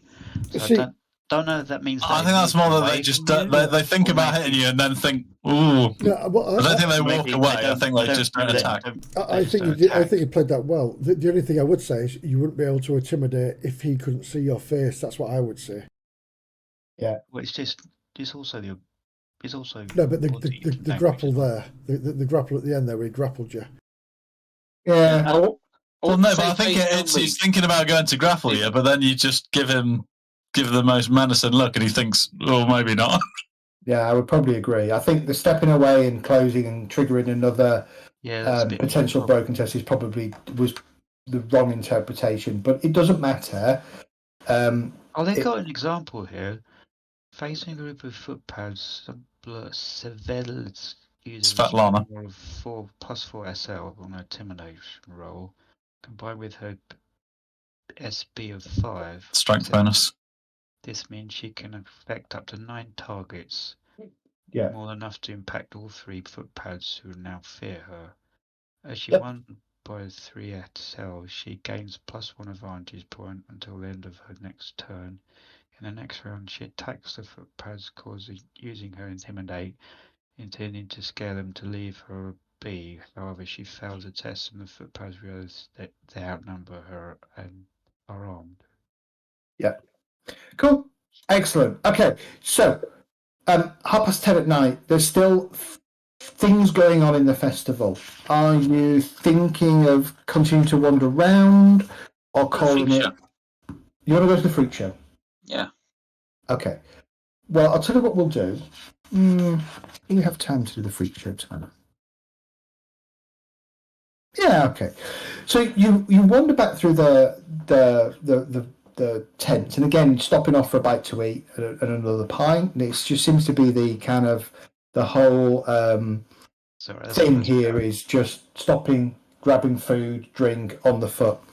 You work your way around to a semicircular rope enclosure that stands against a town wall, marking the edge of what is announced as Dr. Malthusius's Zoocopia. A sign proclaiming Dr. Malthusius's Zoocopia, strange creatures from all corners of the world, the marvellous, the bizarre, the disgusting, brought to you at enormous expense, no other like it in the world. Other wagon is a flatbedder with a pile of stout wooden caging on it, all covered in old tarps. Odd sounds come from within. Leaning against it are stacked a variety of signs for advertising the show, which will presumably be staked. Yeah, okay. I shouldn't have read that.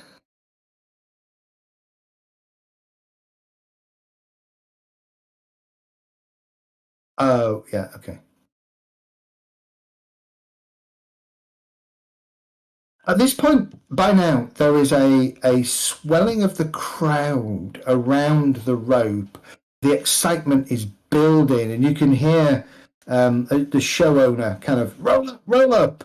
In just 5 minutes, you'll witness the most original and astounding display of zoological curiosities ever placed on exhibition in the entire length and breadth of our glorious empire. Welcome to Dr. Malthusius' Zoocopia, gathered together for your education, entertainment, and edification from the far corners of the known world at incalculable expense. The unusual, the bizarre, yes, even the faintly disgusting. You will never see its like again, my friends, not even if you live to see 1,000 years.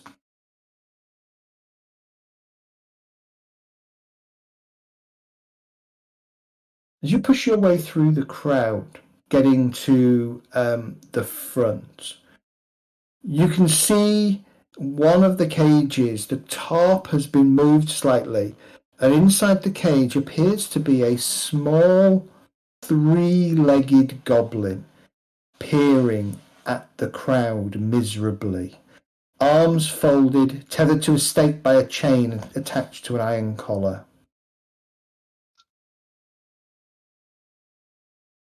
You watch as the dwarf that's accompanied Dr. Malthusius skulks around the cages, preparing, obviously, for the show to begin in a couple of minutes. The goblin, upon seeing the dwarf, panics, starts to yank hard at the collar with his hands, desperate to get away. Suddenly, the collar snaps.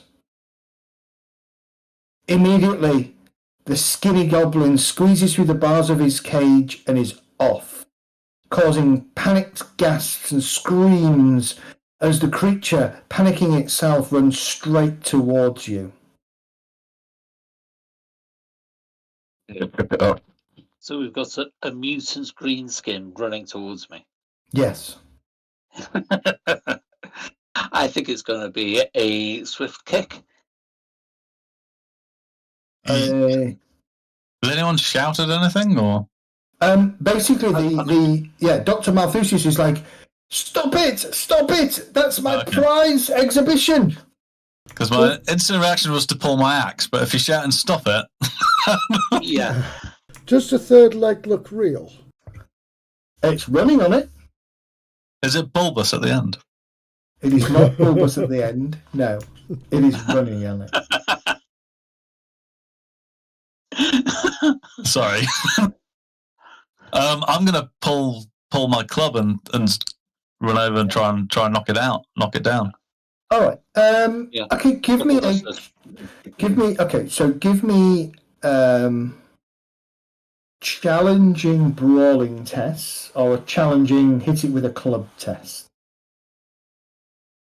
How do I do that?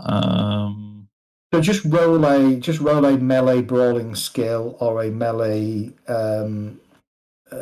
If you're trained with a club, it'd be a melee basic. So challenging melee basic, yes. Yeah.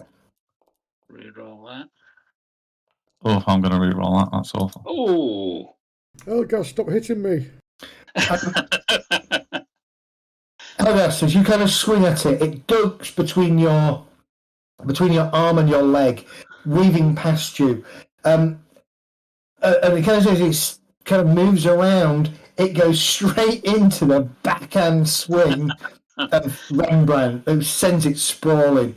And immediately the dwarf kind of comes running over and grabs the goblin and thank you. What the hell are you keeping that thing for? Well, it's all part of the show, isn't it? Better keep it locked up to Greenskin, and it's got 3 legs. Not a witch hunter, are you? Yes. Then be off with you. You are not welcome in my exhibition. Go. I don't know. Now, come on.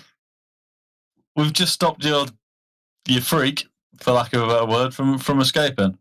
And are you sure you want to be telling a witch hunter to get out of your... That could cause you some undue attention. Rembrandt, mutants are to be pitied. Sorry? Don't you remember the decree? You're a nice fella, but you and I could fall out. No, but the Emperor decree... The decree says that they can't be persecuted for being a mutant. That's right. It doesn't say anything about pitying them. And this is a green skin on top. I think it did later on in that. He will give all of you a silver shilling. I know it's a little bit more than a silver shilling because I miscounted there's 6 of you and not 7. And I gave 7, so just all click on that once so you can all receive your pay. So there are 7 of us.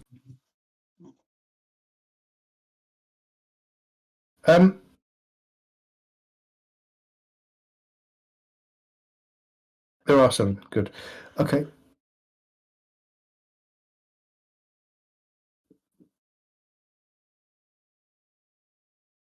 Yeah, if it was not that decree, then that thing would be dead by now. Just keep it secure, eh? Oh, I have things like this running around. Give me a moment, Goody. Get the show ready, gentlemen, ladies. You can join the show, watch the show for free as a thanks. I don't really welcome witch hunters in the show, though. I didn't get any money, by the way. You got something to hide? Right, I'm going to drop, guys. I'll catch up with you soon. So much. No, check. No, check. Get money. Wait, what? You've got nothing to hide, then... Well, it's not that I've got anything to hide. It's that I've got... I don't want to be accused got more than in a fun show. I don't want to be accused of something that I'm not. If you haven't got chaos creatures in there, then you should be safe. You've got demons or witches there, then you're probably in trouble. But that pitiful creature, you're lucky that the decree has come through saying that mutants aren't to be persecuted. Though the fact that you're harbouring a green skin wasn't for the fact that... Well, Harboring's a bit strong, Algast. Yeah. He does want to... If it wasn't shackled, then it would be dead by now. But since it's shackled... Well, come inside the tent and enjoy the exhibition. For I, Dr.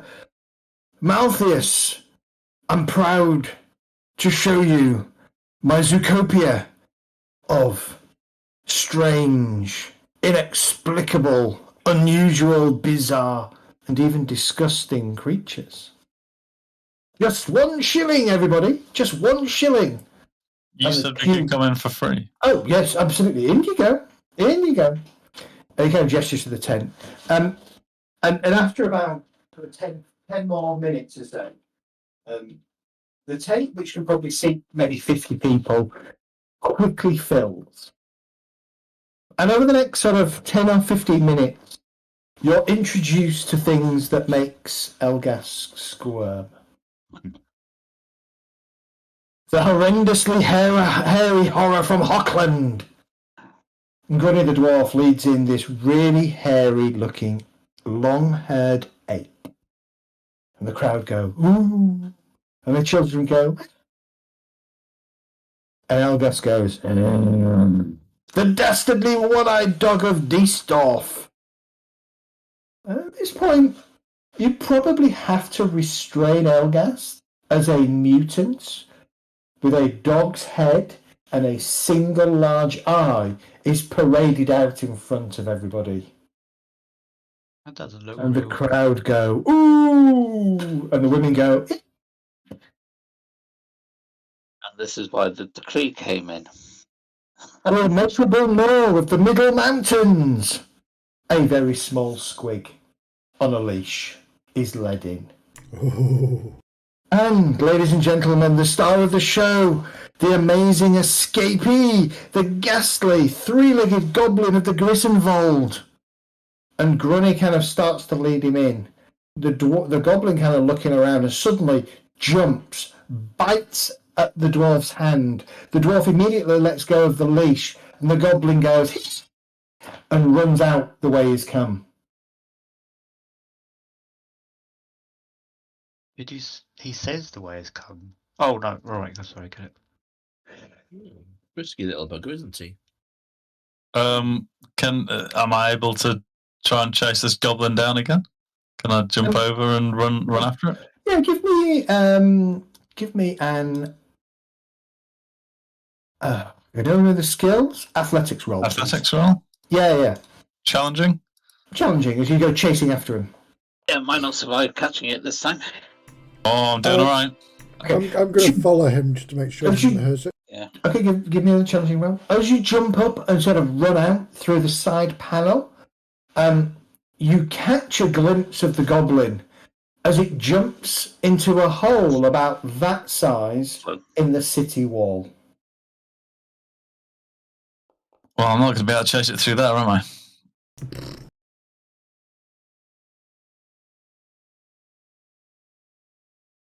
Keep up, Lamwin. I can't get out of his seats. They're too tight. I've had too many pies. I can't do it. We're all lagging behind from Brunt. Almost immediately at the same time, a bunch of watch people turn up, watch guards, and they kind of surround the tent and they kind of, you there, inside the tent, we have questions. Walk over to the guards. Did you see what just escaped? Questions will be asked by us, not by you. At the moment, you are a suspect in a crime. In the tent now, sir. You're interfering with a witch hunter hunting down a mutant goblin. There you are can come no with me or get out of the way. There are no mutants that are, by edict of our emperor, no mutant shall be hunted, harmed, or in any other way. Was a greenskin. Your friend here said mutants. I said mutant goblin. We wish to we will ask the questions and ascertain the answers. Come on, Alex. Look, it's gone anyway, Elgascott. Any injuries because of it come down on your head. What is your name? As I said, we will ask the questions. We are the watch. You are not the watch. What is your name? I'm going to put my armband on. Man. Witch hunter. Very good. Your armband on. And are you licensed to operate in Boggenhaven? After talking to my what's his name? Trying to find the witch hunter I was talking to. Yes. So, you have an edict from the church? I have an edict from the witch hunter that is represented here, and I shall show him the witch hunter's and the bounty hunter's license. Okay, he looks at them. I'm licensed to track down these. You are, but you are not currently licensed to operate in Boggenhaven. I am a witch hunter. We hunt down chaos or. What we'll do, sir. Follow me. You can come and present your case in front of Magistrate Richter.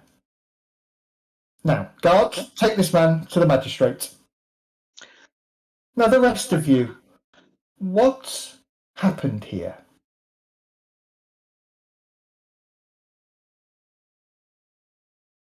Rembrandt takes a deep breath. I don't remember. I was still.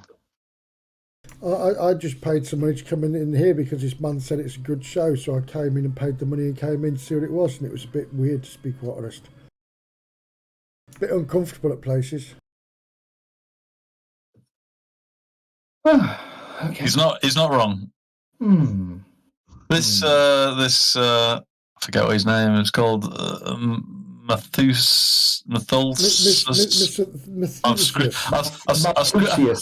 scribbled down some stuff, but I can't read my writing. Malthusius. It's Malthusius, Dr. Malthusius has got this Zootopia thing, and this creature that you just saw running past already tried to escape tonight. It's a greenskin. It's a goblin. Well, yes, of course, officer. Sometimes my exhibits do get out of hand, but we're very careful that all of our displays are completely legal. 'Tis now but a goblin, fine sir. Totally legal. Nothing untoward at all. It bit your hand. I would get that checked out if I were you as well. It wasn't his hand, it was the dwarf's hand. Well, I thought it wasn't Dr. Malthusius the dwarf. Am I? No. Okay, the dwarf was the guy who's... Yeah. I'll tell you what. I really don't know what to make of this. I think we should all go and present our case to the magistrate, and we can go and join your comrade. Follow me, everybody. And by now, there's probably 4 times as many watchmen as there were that have all kind of closed ranks around you, and you are all summarily marched to the court, where you are presented in front of Magistrate Heinz Richter, who is rather tired and rather grumpy at this time of night. Is that everybody in the whole tent? That's just you lot, because you ran outside and didn't do what most people in the tent did, which was leg it as quickly as possible. So there's probably a few stragglers, but not many. And the magistrate hears everybody's tale. Everybody, including Elgast, and he kind of nods and he says, "Well, Master Witch Hunter, I can absolutely understand your position. And yes, you definitely have a license to hunt witches and mutants. But as you are aware, the law has recently changed, and in terms of the view of mutants within the Empire, and so you no longer have a jurisdiction to hunt down mutants. In fact, were you to suggest to me that is something you were doing, then you would face a very hefty fine. However, to capture an escaped goblin. The fact that it was a mutant as well is of no matter. The fact that it was a goblin that has escaped into the actual city, that is what I was hunting down. Yes, and that does...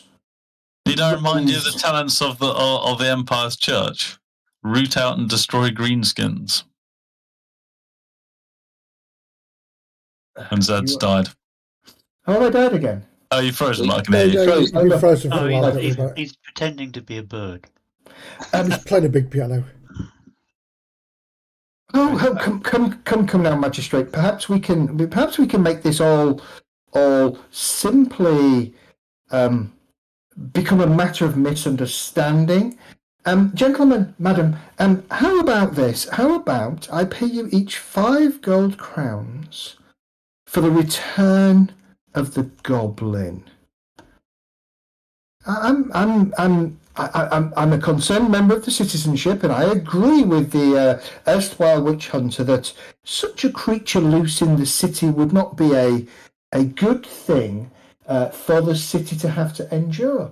And I'm willing to pay this out of my own pocket, no expense there to the city. They don't have to find any kind of reward for somebody to go down into the sewers, perhaps to search for this beast. So would that be acceptable, magistrate? And the magistrate kind of looks at each of you and nods. I think this arrangement, 5 gold pieces for each of us, would be a acceptable arrangement for the city.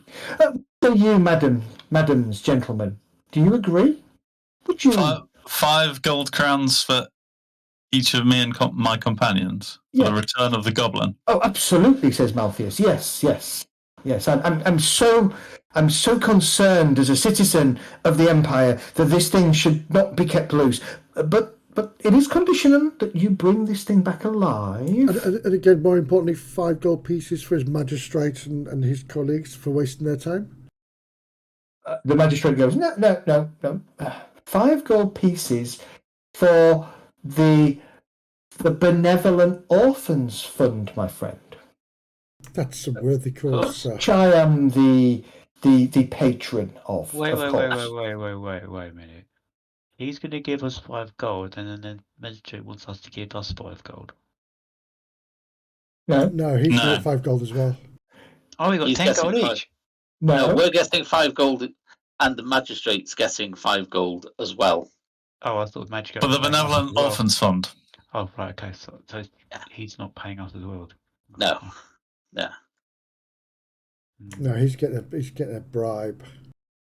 What he's getting is this annoying case out of his hair at this late at night, and the situation dealt with.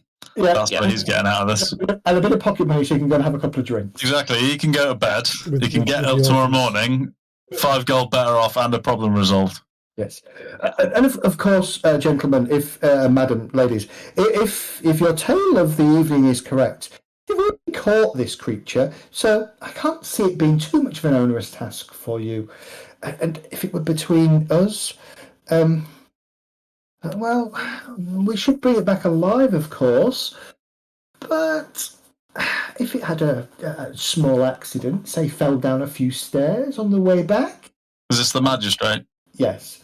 I don't think I'd be too bothered as long as it was still alive. And therefore, I would see the matter concluded. And in fact, I could go one step further. Do you think that this is a good idea, a good agreement, everybody? I mean, otherwise, and he starts to thumb through a big bound volume of rules. Otherwise, I'm going to have to just... I tend to find that if we need to resort to such onerous rules and regulations, it only slows down the justice that we could provide. Absolutely, I agree with you, Master Rembrandt. Yes, I agree. Well, that's settled. So I'll tell you what we can do. And he pulls out his quill and piece of paper. Stick this over to the journey's end. Present it to the proprietor there. You'll find that you have... let's say, I think I've been rather generous here, 2 nights of accommodation on the town whilst you are deputised to the watch in order to resolve this matter. Another watch. I take it the deputisation only lasts so long as we are undertaking this task.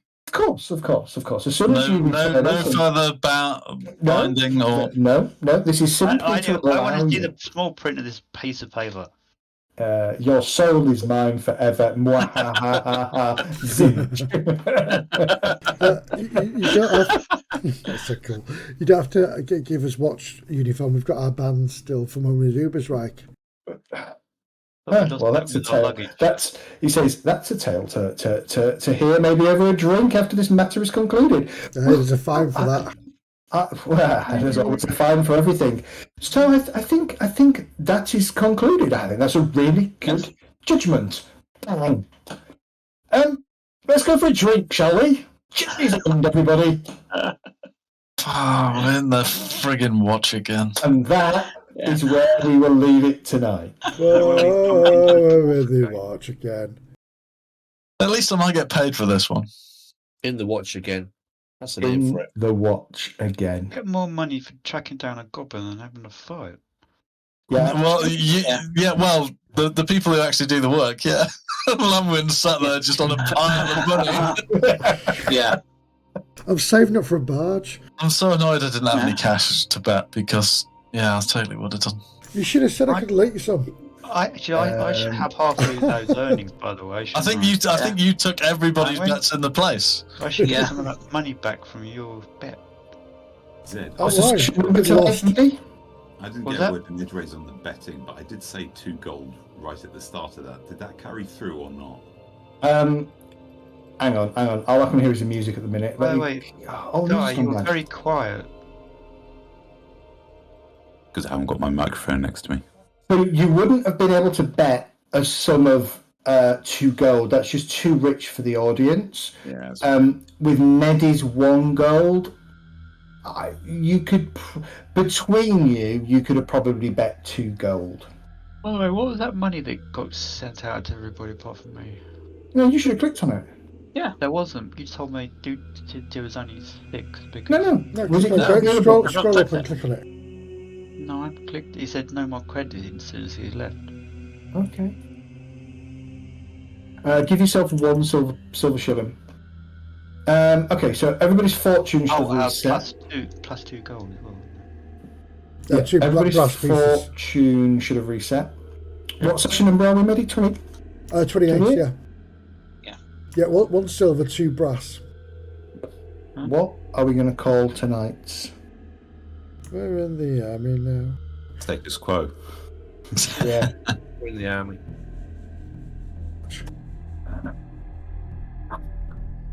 I don't know. Somebody give me a good title and I'll upload it tomorrow. Here we go again. Here we go again. Yeah, here we go again. That's a good session. Whitesnake title tracks. Here we go again on. Got Silver Knight as well. That's what I was thinking of. Yeah. Okay, and I was thinking Ella Smash. XP. I was also thinking something along the lines of the bulge on arms or something. No, I was just going to call it First one that- simple. Ella Smash. Ella Smash. Yeah. The song that came to my mind was Five Finger Death Punch, and Mom said knock him out or something. So Okay, everybody, That's appropriate. you have got 50 XP for tonight. Ooh, lovely. Oh, shiny. How many put it into cool? that's 13 hit. Yeah, everybody now racks up their cool so that Ella can't intimidate them into doing things she wants them to do. My cool's at 50 already. Cool is Nice. absolutely awful. Oh, I can level. But bear in mind, your cool has to be a class skill, otherwise it's double cost. Yeah, it is for me. Yeah, it is for a witch hunter. Yeah. You got willpower. All right. Right, I hope everybody enjoyed tonight. that was awesome. Yeah. We're not on next week, are we? We are not going to be on next week now. I've definitely got some newfound respect and/or horror of Ella and her fists. It's not even a fist, it's the fact that it's the stare down. Yes. I reckon I can match the stare down most of the time. I've got a pretty good cool rating now. Do you know when it's like rolling at home at like 2 a.m. in the morning and you said to be back at 10? And there's your Yeah, you wife get there? that look. Yeah. 3 more points and I've maxed out school now. I'm 51 now.